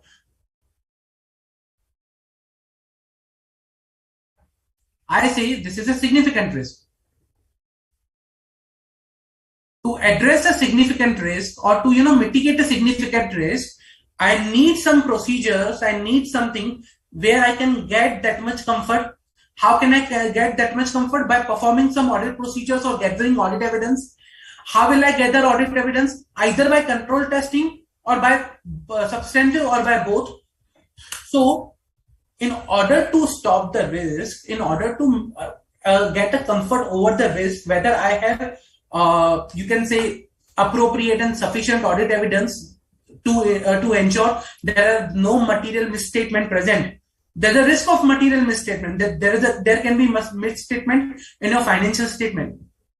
Okay, there is a risk of material misstatement. Now, to ensure there is no material misstatement, you need to perform some procedures. Now there is a high risk, so you need high comfort. The amount of risk, the amount of comfort should be same. So if I need high comfort, I need to get some comfort from the controls. So in this case, I'm getting the comfort from the controls, high comfort from the control. Plus I need to get some comfort from the substantive also. Okay, I need some comfort from the substantive procedures also. And how much I need, that will be dependent upon the comfort I'm getting from the controls. In this case, I'm getting high comfort from the control. So it may happen that, okay, for example, if I'm getting high comfort from some control, it is okay if I get, medium or low comfort from the substantive. So low/medium comfort I can get from the substantive, that will be fine, because that will ensure that, I'm addressing my significant risk. Now,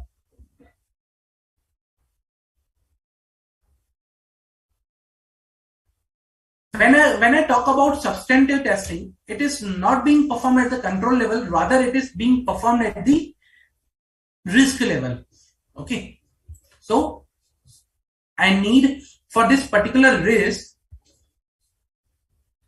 low or medium comfort from this substantive testing, and for that I can design certain procedures to meet this target. So substantive procedures designed, or I decided that these procedures I will perform. So what are the procedures I will perform? Again, these procedures will help me in getting comfort at the assertion level, because my risk is at assertion level. So I'll copy this.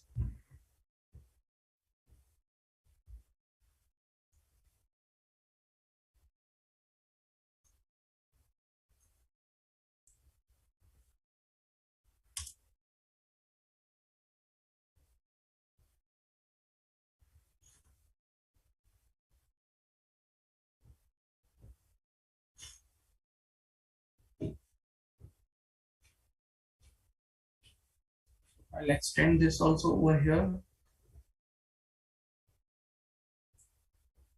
My risk was on the assertion level, so I need comfort on the assertion level itself.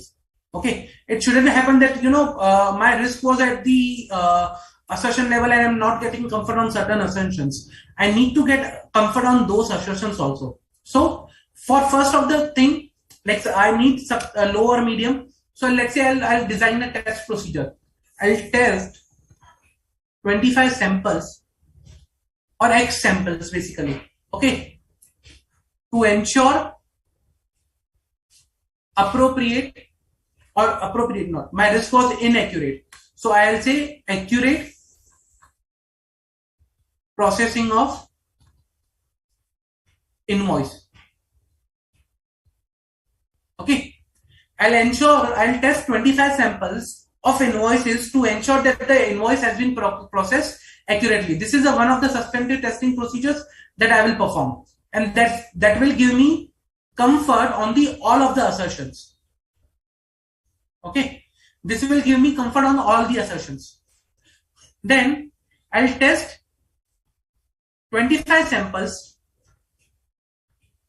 okay, for year end to ensure appropriate cutoff. Like they are posted into the current period.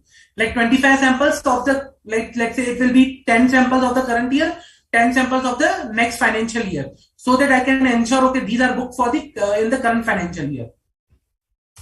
So this will give me comfort over the cutoff.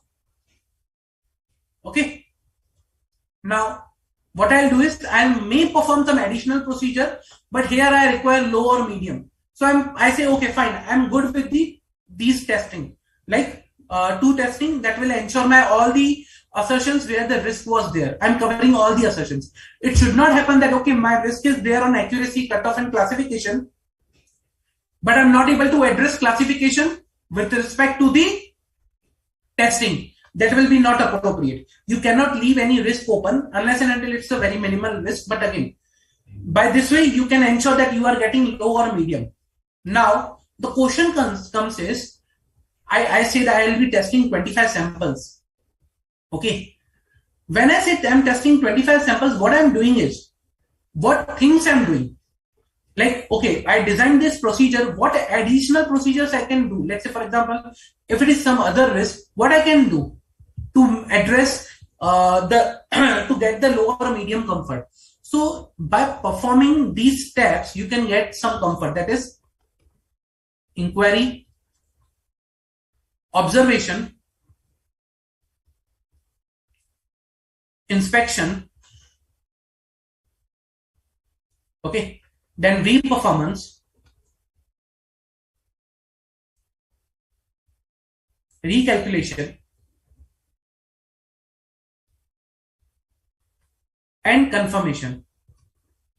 By performing these procedures, I can get comfort. These are the procedures that you can perform during the substantive testing. In this case, I am doing the inspection. That is testing 25 samples. I am inspecting the 25 samples, whether they have been appropriately processed or not. So that is my inspection over here. Okay. So these things I can do to get the comfort in substantive procedures. I can inquire, I can observe, I can inspect, I can reperform, recalculate, and I can send confirmations, external confirmations basically. Always remember, only inquiry is not sufficient. Okay. Now, based on this, I can decide my substantive procedures. And on the basis of that, I will say, okay, whether I'm getting appropriate comfort or not. Whether I'm getting appropriate comfort or not. If I'm getting appropriate comfort, then I'm mitigating the risk. And the last step, that is, I will be discussing also any material misstatement identified.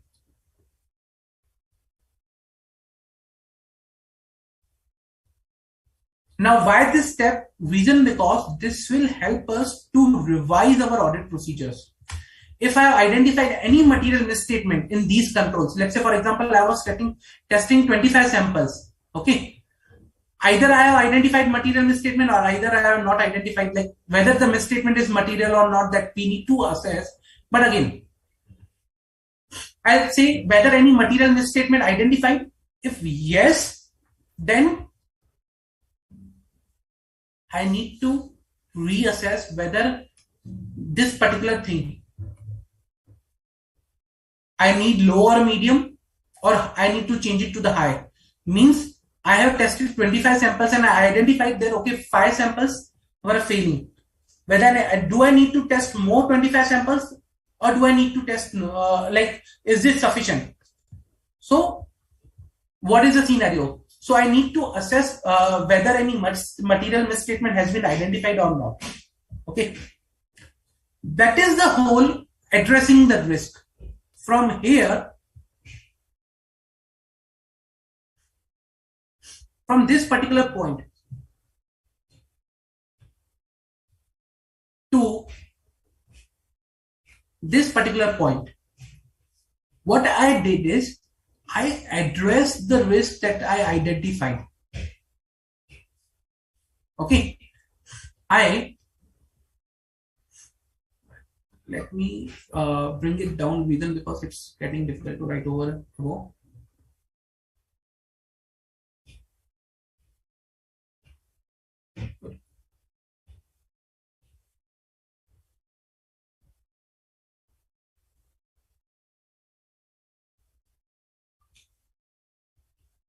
From this particular portion to this particular portion, I addressed the risk that I identified during my risk assessment procedures. I planned something, I tested something, and that is the response that I gave to this particular risk. I prepared a response to that particular risk. That is nothing but SA 330 auditors response. Okay, auditor's response is to assessed risk. The risk which were assessed, I created a response based on whether the risk is high, low, medium, what additional audit procedures I will be doing, and how much of the assertions I will be covering, how much samples I will be testing, what all parameters I will be testing. That is the response that I created. That is nothing but SA 330 we are discussing. And before this, from this particular point to this particular point, like till I go to the assessed risk, that is my SA 315. Identifying the risk of material misstatement. Okay.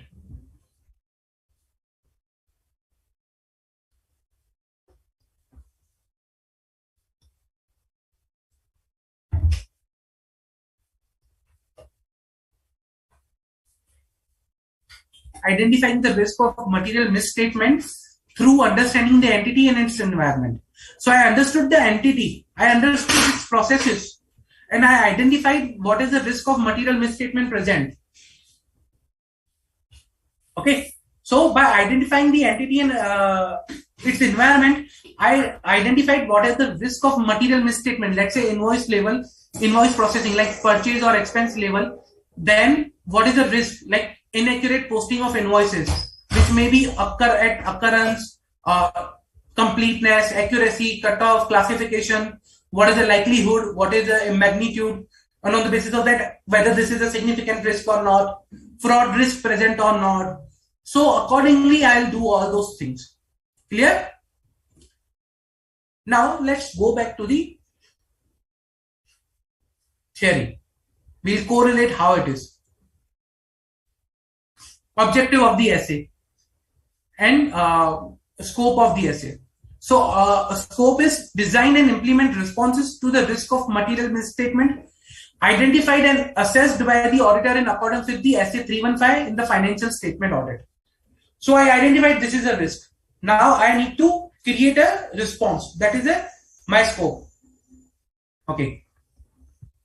Then what is the next thing? To obtain sufficient and appropriate audit evidence about the assessed risk of material misstatement through designing and implementing appropriate response to those risks. So I designed a response that I will test 25 samples. I will test this particular control. That is the response I designed. Okay. Then let's understand the requirement of this particular essay. So in designing the response, I need to consider the reason for assessment of the risk at the financial statement or the assertion level. I need to consider which is a risk. Inaccurate posting of invoices, that is a risk. I need to consider its likelihood and magnitude. What is the likelihood and magnitude I'm looking at over here? Likelihood of occurrence. How I can say there is a likelihood? Let's say, for example, in past, we have identified that, okay, 5,000 invoices out of, let's say, 2 lakh invoices processed were inaccurate. That shows, okay, there is a low likelihood. Magnitude. Those invoices that were processed, like 5,000 wrong invoices, were having impact of, let's say, 2 lakh rupees.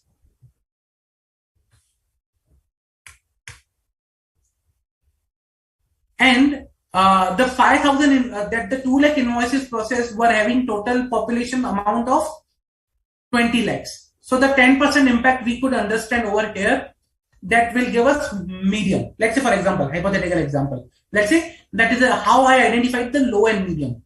So I assessed whether this particular likelihood and magnitude of a risk. If assessed control risk in risk assessment, like, when I'm performing auditor's risk assessment procedure, if the control is present, then I need to test the control also. Then obtain evidence as per the risk assessment, whether this is a high risk or a low risk. So I will identify whether this is a significant risk, high, medium, or low. High risk means a significant, or medium risk, low risk, and accordingly I need that much of audit evidence. If this is a significant risk or high risk, basically I need high amount of evidence. And how will I get? Remember, if you have a high risk,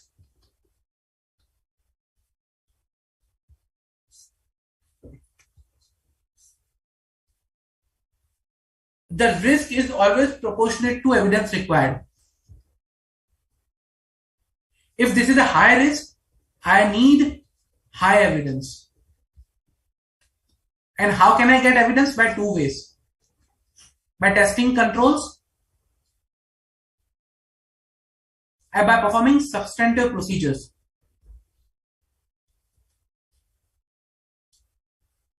Okay. By these 2 ways I can get evidence. So let's say, for example, I am getting some evidence from here, some evidence from here, or comfort, and these together should be my high in nature. Then only I can say, okay, I have received high evidence in front of high risk. Okay. If no deviations noted in the test, then inquire with the management. If deviations are noted in the test, then inquire reasons with the management why there is a deviation. Understand the impact on the reliance of the control, and evaluate need to perform additional test of controls or substantive procedure. So for example, in our case, let's say, for example, when I identified this particular control, all invoices are reviewed independently and I tested this control. Okay. Like, operating effectiveness. So when I performed observation inspection, and how will I test control? Let's say I took 25 samples and ensured that all 25 samples are appropriately reviewed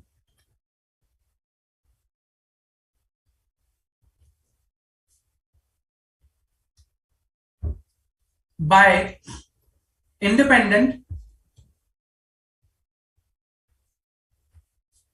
reviewer before posting.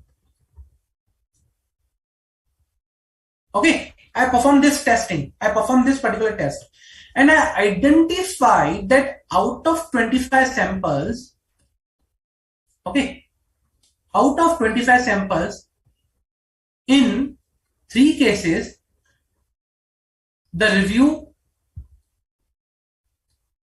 was not done.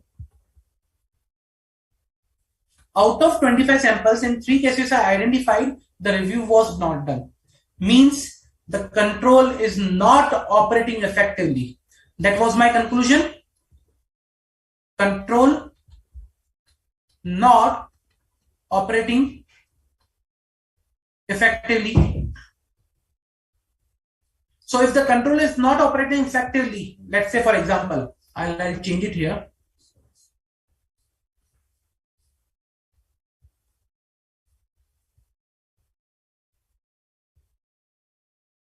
Okay. Let's say the control is not operating effectively. Then can I place reliance on the control? Answer is no. So no reliance on the control. Now I need high evidence because the risk is high. My risk is significant high. I need high evidence and I'm not getting any comfort from the control. So this substantive procedures I need to change accordingly. Instead of medium or low, I need a high comfort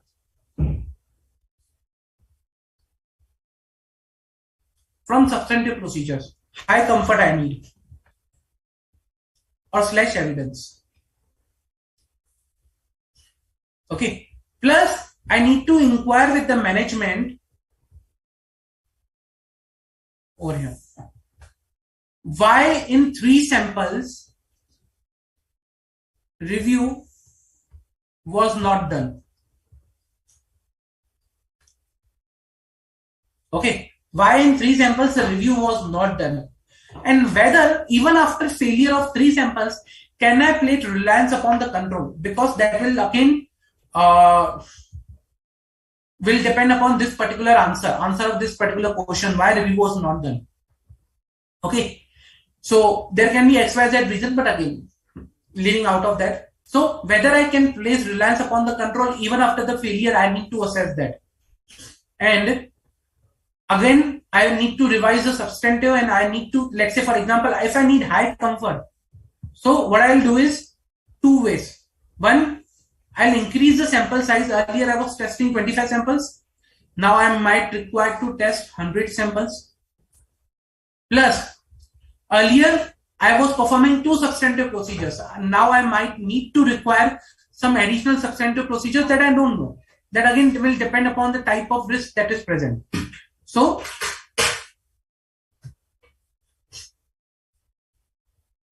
I need to inquire with the management the reason. I need to understand how much reliance I can place upon the control even after the failure, and I need to evaluate the need for additional testing of controls or substantive. Okay. Now, when to test controls? Basically, if I place the reliance upon the control during the risk assessment procedures, then I need to test the control. Okay. If substantive procedures cannot provide enough evidence, then I need to test the controls. See, I need to gather comfort, high comfort for the high risk. And how will I get the high comfort? Either by substantive or by control or by both. So if I'm not getting enough comfort from the substantive, I need to test the control. If I place reliance upon the control basis of which I have reduced my substantive, I need to test the control. Okay. More the reliance on the control in risk assessment procedure, the more evidence is required, and I need to test the control. And how will I test the control? I already discussed. Inquiry, observation, inspection, re-performance. Okay. What is the period of testing of control basically? So the period of testing of control depend upon the reliance you are placing. So let's say for example, the control was operating throughout the year. The period of reliance was throughout the year. Then I need to select the controls and the samples from throughout the year. So testing will be throughout the year. Okay. Then evidence from the previous audit. Now, very important topic. Before going to this topic, I'll go to substantive procedures and then I'll come back to this topic. Now, I understood, okay, this is the reliance I can get from the control testing. This is a control I tested. This is the impact of the control, final conclusion, whether control effective or not effective. Then I need to test, I need to perform substantial testing. Now, irrespective of the assessed risk, I need to test all material balances. Okay. I need to test all material balances. Now, when I talk about all material balances, then there is a materiality.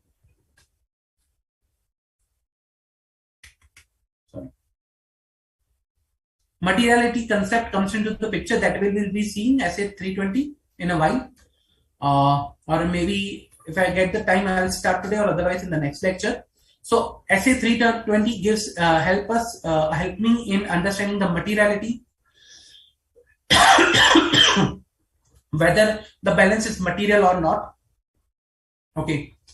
I need to consider external confirmations for the areas where it is possible. External confirmations. There's an essay on the external confirmations type. Which is the essay? So you tell me, Which essay helps me to understand the external confirmation process?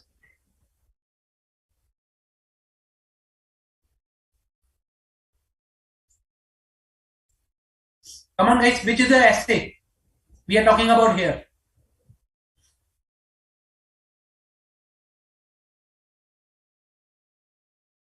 So we are talking about essay 505, external confirmations.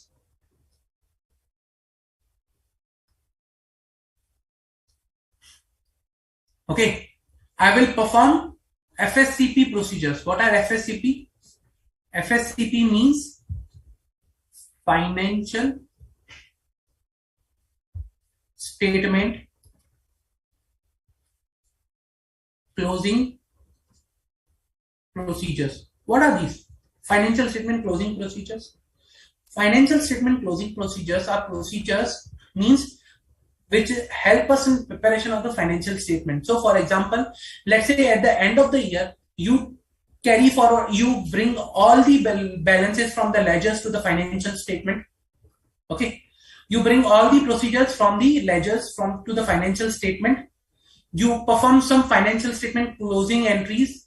Let's say, for example, consolidation entries, intercompany eliminations, or some entries which are performed at the end of the year itself when preparing the financial statement.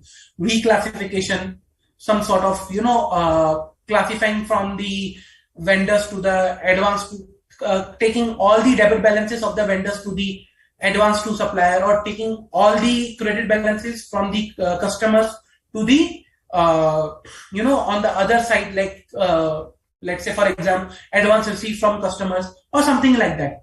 So all these are financial statement closing procedures.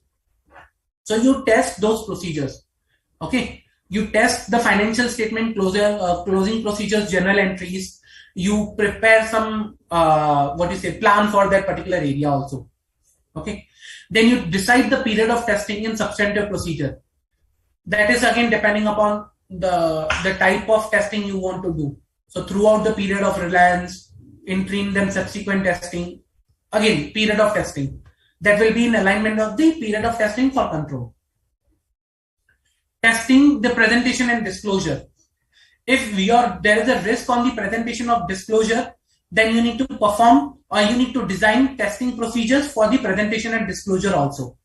Whether the particular item is appropriately disclosed into the financial statement or not. So there are some additional disclosure requirements. So you need to ensure there is no risk of presentation and disclosure, and for that you need to design some procedures. And how will you test? Remember, inquiry, observation, inspection, reperformance, recalculation, and confirmation. So in controls, we had IOIR, that is inquiry, observation, inspection, reperformance. Here we have RC also, that is recalculation and confirmation in substantive. Okay. Then the very important topic, that is audit evidence from previous audit. We understood, okay, we can place reliance on the control testing substantive procedure, but there is one more area where we can place reliance, we can get comfort, that is the audit evidence obtained in the previous audits. Okay. Now let's say, for example, in previous audit we evaluated the effectiveness of the internal control. So can we place reliance? Answer is yes, but subject to certain conditions. First, if the control is addressing the significant risk, then you need to test in this current year again. But if the control is not addressing a significant risk, if that is a low risk or the medium risk, then you can place the reliance upon that control. Second, you need to understand the effectiveness of IT control around that control, whether there is a change in the IT environment, whether there is a IT control effective or not. Okay. Then what was the result of the previous year testing of that particular control, or particular control evaluation in the previous year? Let's say last year itself I said the control was not effective. Then what is the purpose of placing reliance? And I need to test again in the current year. If I said in the last year the control was effective, there is no change in the IT environment. IT environment is also specific. The control is not addressing a significant risk. then I can place reliance. But if the control is, on the significant risk, the control is addressing a significant risk, IT environment is not good, or the control was failed last year, I cannot place reliance on the previous year testing. I need to test again in the current year. If there is if I, do not change, let's say for example, if I do not change my procedure compared to the last year, I place reliance on the last year itself, then there is a risk also. So lack of change can also possess a risk that I'm, relying on the last year itself and not testing again. There can be risk also. So certain controls I can place risk in the last year, certain I need to test this year. Extents of reliance on the control. How much reliance I can place? Low, medium, high, whatever it is. If there is no material change, then also I need to test the control at least once in every 3 years or every 3 audits basically. So I cannot keep placing reliance year on year. Let's say I last tested in 2010 and then I left it, because since 2010 I say there is no change and it was passing in 2010. So till 2020 I have not tested the control. No, you cannot do that. At least once in a 3 audits, you need to test the control. You need to apply the rotational concept so that in span of 3 years, you cover all the controls. So implement the rotation concept to cover all the controls in the 3 audits. And correlate the evidence obtained from substantive procedures for the operating effectiveness of the control. Let's say, for example, there was a control that all the invoices that are processed after the review. But when I perform the substantive procedures like testing of 25 samples, I identified there was some inaccurately posted invoices. When I understood further why there was inaccurate posting, I identified there was no review happening. Now in that case, I cannot place a reliance reason because from somewhere else, I'm getting evidence that this control might not be working effectively. Although I placed the reliance on the previous year, but still I'm getting some additional evidences which is saying that this control might not be working effectively, so that I need to go and test this control again. So this is the way I can place reliance from the previous year audits. Clear? Any doubts till now?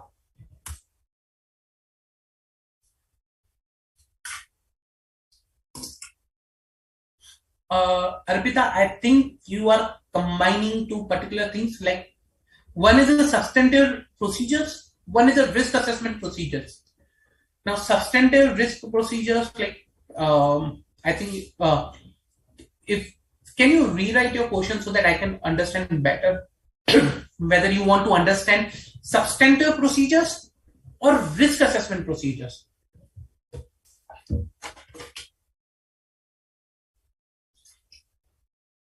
Okay. Now, there are certain other methods also that we need to understand.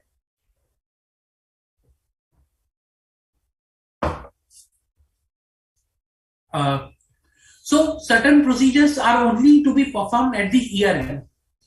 For example, financial statement closing procedures, because there is no purpose of performing those procedures during the middle of the year. Okay, let's say for example, elimination entries. It doesn't matter if the elimination entries, let's say in the middle of the year, are passed appropriately or not. So certain entries which are required for the purpose of financial statement, let's say reclassifications, I will be testing at the end of the year. In the second month, in the third month, or middle of the year, doesn't matter. Substantive analytical procedures can be performed in the interim it is appropriate to do so. Okay. Now, substantive analytical procedures, that is analytical procedures performed during the substantive testing. So substantive analytical procedures can be performed in the interim if it is appropriate to do so. For example, trend analysis. Now I cannot perform trend analysis when it's only 2 months have passed for the year. I don't have enough data to perform the substantive analytical procedure or trend analysis. Let's say for example, ratio analysis. Okay. I know most of the expenses are recorded at the end of the year, reason because invoices are generated at the end of the year. So there is no point of performing ratio analysis at the mid of the year. So certain procedures, it will be appropriate only if I perform at the year end.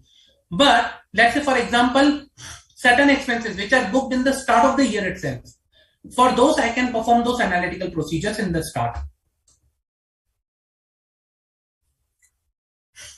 To address the fraud risk, testing should be done at the period end rather than the interim. Reason, because most of the fraud are done because of some incentive or pressure.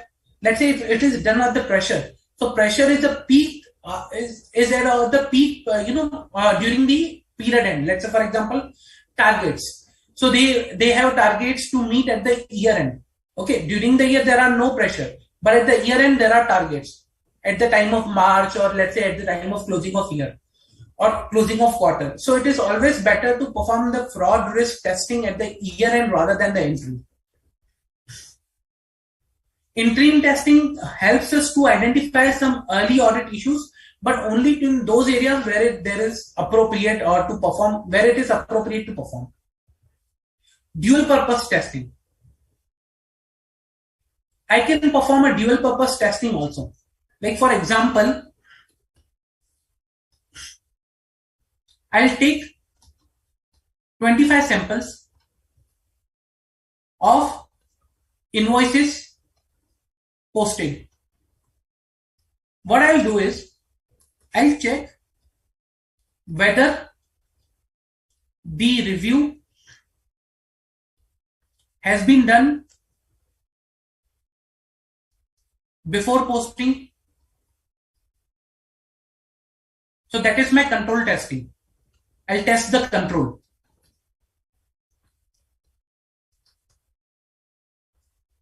Then with these 25 samples, I'll also check whether they are appropriately booked, accurately booked or not. So this will be substantive testing. Okay, then I can go one step further in this. I'll check payment of these invoices. Okay, and will correlate with bank statements and banking data. Okay, this will help me ensuring that accounts payables are recorded accurately. So this will have invoices. I'll get comfort on the payment means bank also. I'll get some comfort on the accounts payable also, because whatever invoices I'll book, they will be standing in the accounts payable. So I'll check whether they are paid appropriately or not. If they are paid appropriately, means they should not appear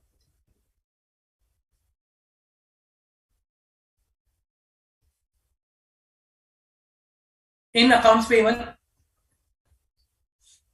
Also, that will ensure me that banking entries like payment entries are appropriately posted. So this will ensure that payment entries are appropriately posted.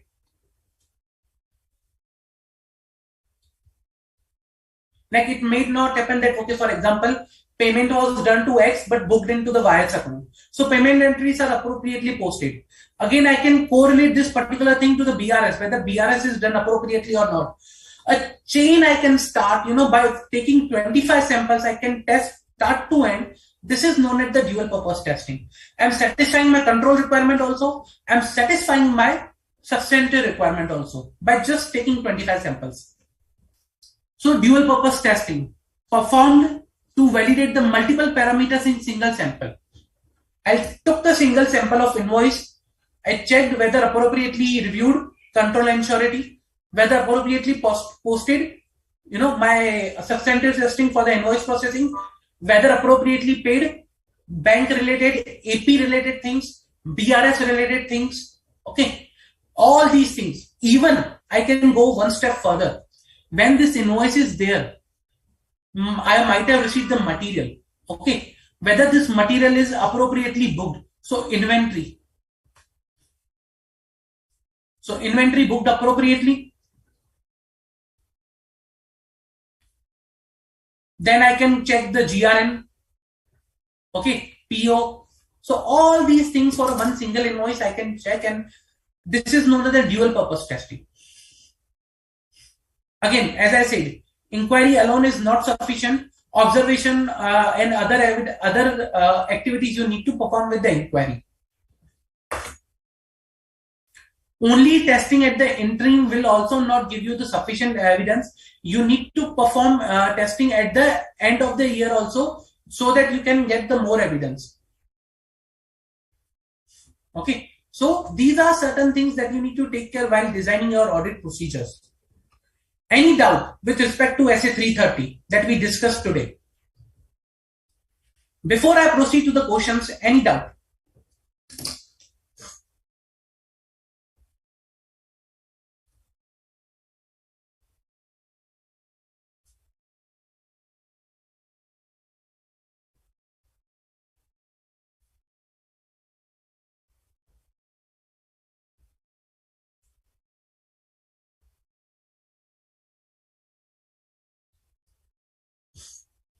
Any doubt, guys? Any doubt?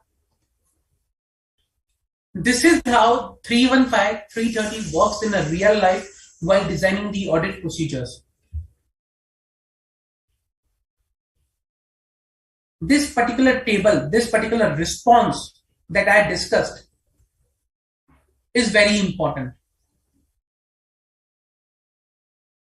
because this is a critical part in each and every audit, that what you design is very important, and accordingly the things are followed. This is a strategy that we actually design. This is I can say, there are additional things also we incorporate in this particular file, but this is how a audit plan look like. This is an audit plan basically. Like, okay, what is the risk, what is the process, what are the controls, how much reliance, what is the testing, how much I'm getting, what is the conclusion, everything. This is an audit plan basically we prepare in the audit.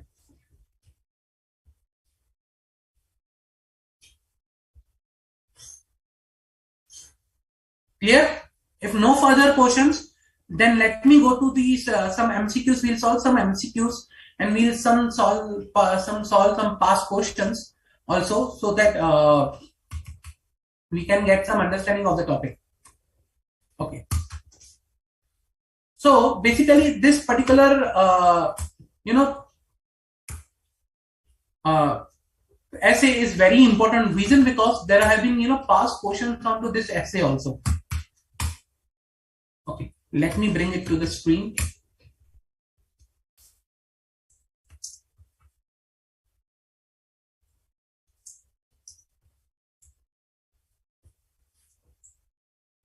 Just a minute, let me.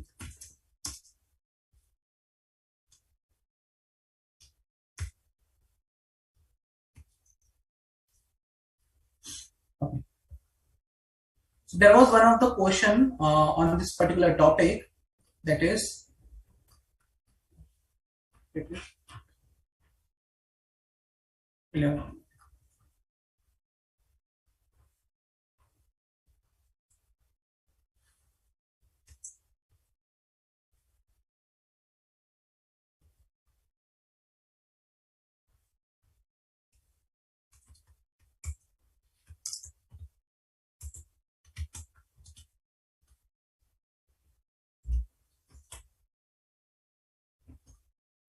okay. In the course of audit of Ambika Limited, the auditors want to rely on the audit evidence, okay, obtained in the previous audit. Okay, they want to rely on the audit evidence that is obtained in the previous audit. Now, with respect to the effectiveness of the internal control, but instead of retesting the same during the current year, now as an advisor to the auditor, kindly caution him the factors that requires a retest of the control. Now, in which situation you are required to retest of the control, but you are not required to rely upon the results of previous year audit. Remember, we discussed just now that, okay, in which circumstances we need to test the control again, but we cannot rely upon the previous year testing. So, and you need to provide which are the factors. So these are the factors on which during which we can not rely during the previous year comfort, but we need to retest. So as let's see the answer. As per SA 330, auditor's response to the assessed risk, changes may affect the relevance of the audit evidence obtained in the previous audit, such that they may no longer basis for the continuous reliance. The auditor decision on whether to rely on the audit evidence obtained in the previous audit for the control is a matter of professional judgment. In addition, the length of the time between testing, retesting of control is also a matter of judgment. Remember, 3 years you need to cover all. Factors that may warrant retesting. A deficient control environment. Last year there was a deficient control environment.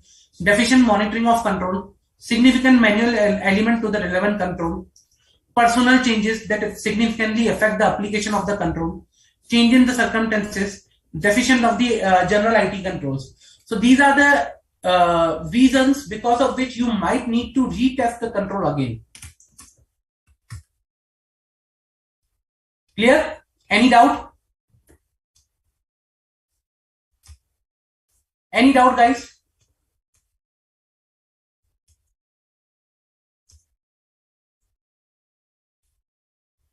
Okay.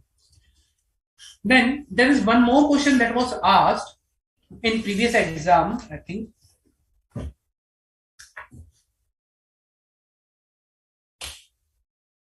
Just a minute.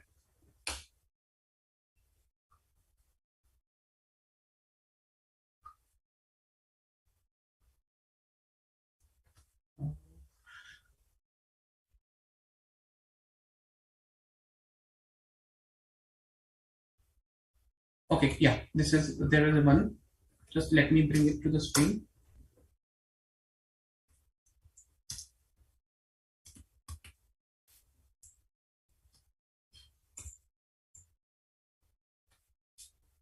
Yeah. So this was asked for the 5 marks in previous exam. Like it's December 21. Okay, this is a combination of related.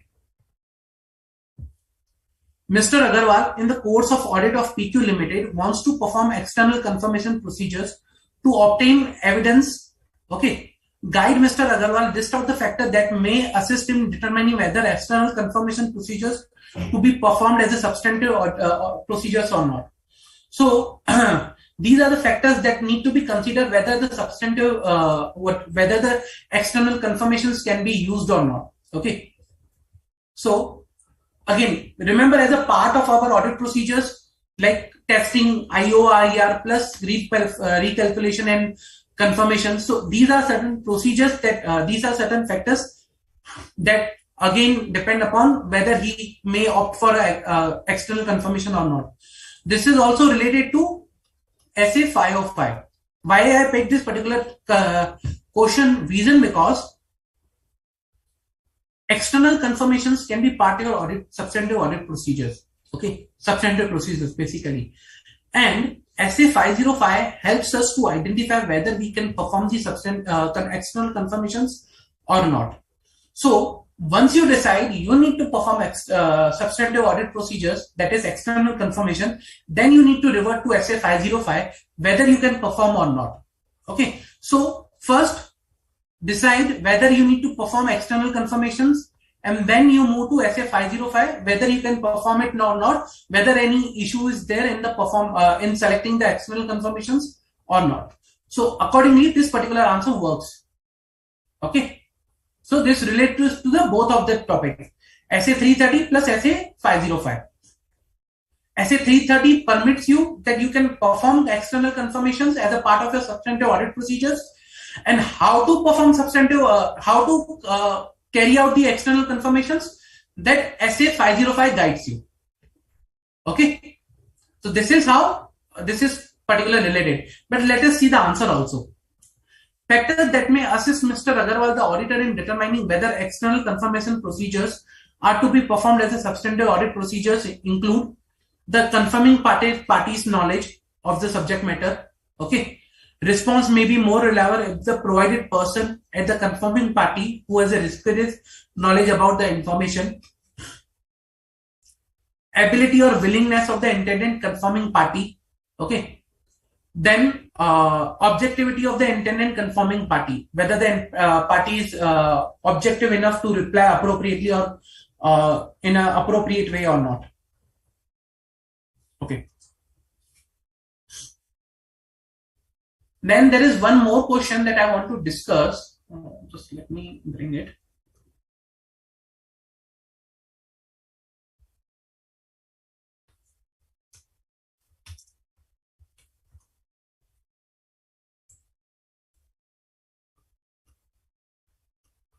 Just let me also bring that question. It's a very good question. It's a combination of, you can say, SA 550 related party and SA 330. So again, that will, enhance your knowledge.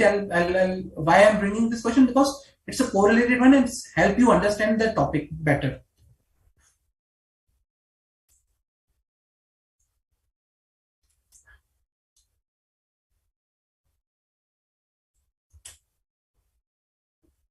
Okay.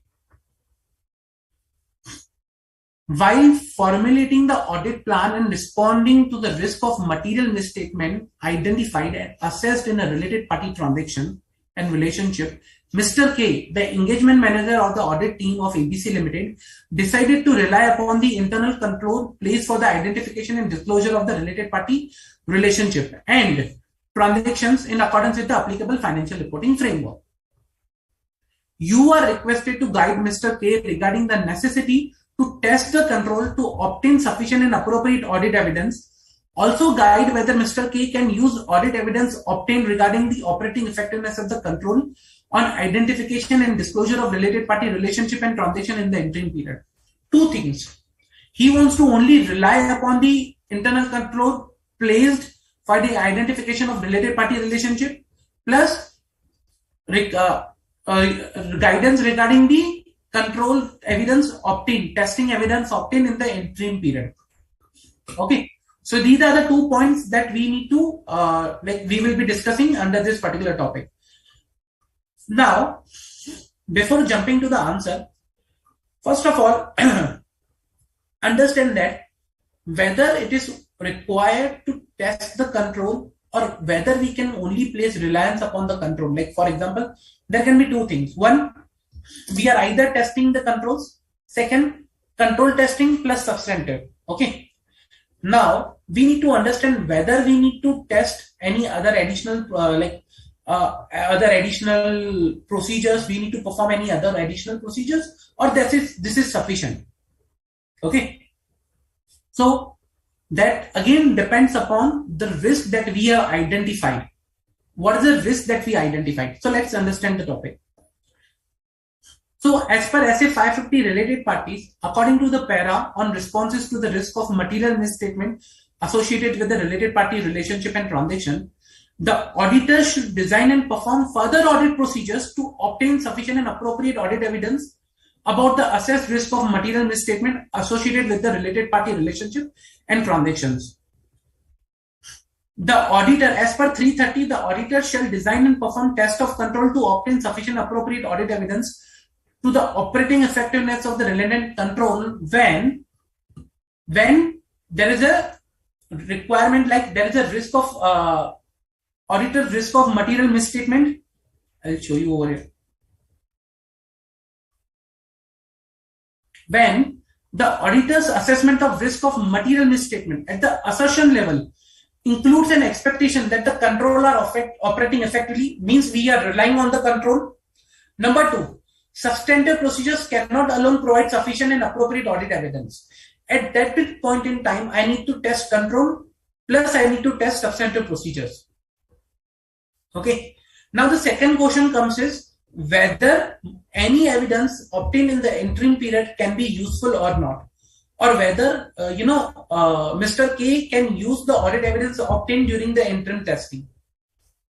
Now, only interim is not sufficient. We know that. Okay, only interim is not sufficient. So Mr. K is required to perform some testing at the period end also, according to the procedures that they have designed.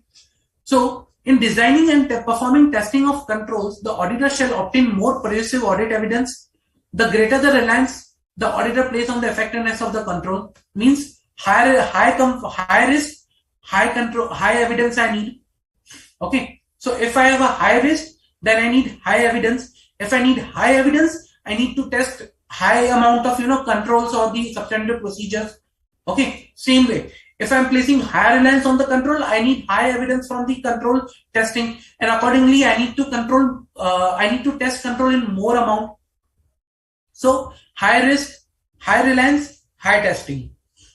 Moreover, the auditor tests control for a particular time or throughout the period for which the auditor intends to rely on those controls. I may be testing for the whole year, or I may be testing for the partial of the year, depending upon the control presence. Okay. Subject to when the auditor obtains the audit evidence about the operating effectiveness of the control during an interim period, and the timing of the test of the control over significant risk in order to provide appropriate basis for the auditor's intended reliance. Means, with an example I'll provide you. I want to get comfort, okay, on the loan obtained during the year. Now, there were only 2 loans obtained. One in Jan 22 and one in Feb 22. For financial year, now for financial year 2021-22, am I required to test this control? Let's say there is a control on loan obtained. Am I required to test controls on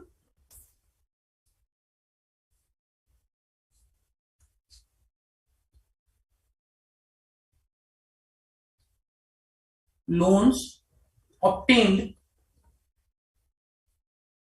for period April 21 to December 21? Am I required to test? Answer is no. Reason because there was no transaction.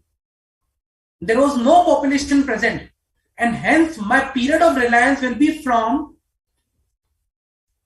Jan 22 to March 22, when the first transaction happened and when the control was relevant. So there is no point in testing the control during the interim period because I will have no population to test. So in the same way, the period of reliance decide whether you need to test the control at the interim period or not.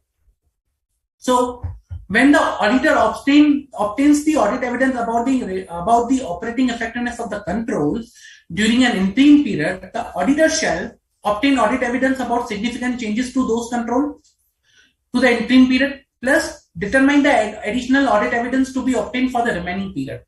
Okay. So accordingly, in the current case, Mr. K shall design and perform test of control to obtain sufficient appropriate audit evidence as to the operating effectiveness of the relevant control, as she intends to rely the operating effectiveness of the control in determining the nature and timing and extent of the substantive audit procedures. So that was a particular question where 2 things were asked. One, decide to rely upon the internal control place for the identification and disclosure of related party. Okay, Ms. K decided. Number 2, whether Ms. K can use the audit evidence obtained regarding the operative effectiveness of the control in the interim period. Okay, so these were the 2 questions. Like while formulating the audit plan, Ms. K decided to rely upon the control place. So when she can place the reliance? When we need high comfort from the control, or we have placed the reliance upon the control. Second, we are not getting appropriate audit evidence from the substantive testing. Interim one, we can test the control in the interim period and get the evidence and the comfort, provided we also are required to test at the period end, plus whether it is relevant to test in the interim. That is also important to understand when the control or the period of reliance was there or not for that particular period. Let's say, for example, my period of reliance is from Jan to March, Jan 22 to March 22. Then there is no purpose of testing an interim. So there should be reliance in that particular period. There should be population, or there should be something important or relevant to test the control in that particular interim period. And then there should I should evaluate the results of that interim period also. Any doubt with respect to this question?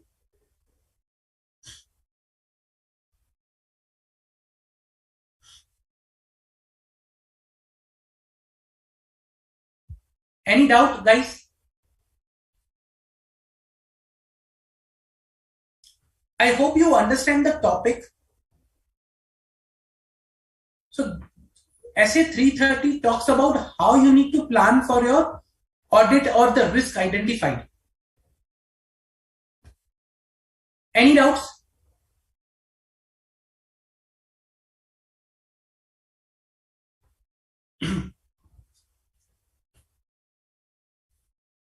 Okay, now the question with related to the insurance company.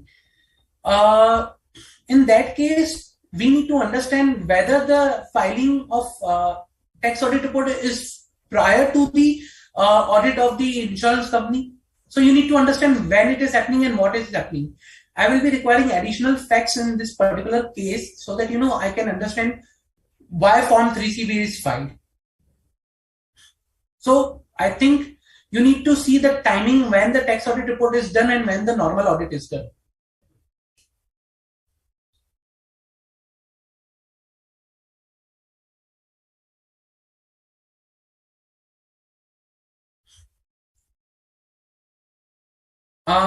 If no further queries, then guys, I'll suggest please read this topic again. Go back after this lecture, read this topic in detail. Okay, understand the concept. If you have questions, then prepare the list and you can ask me in the next lecture.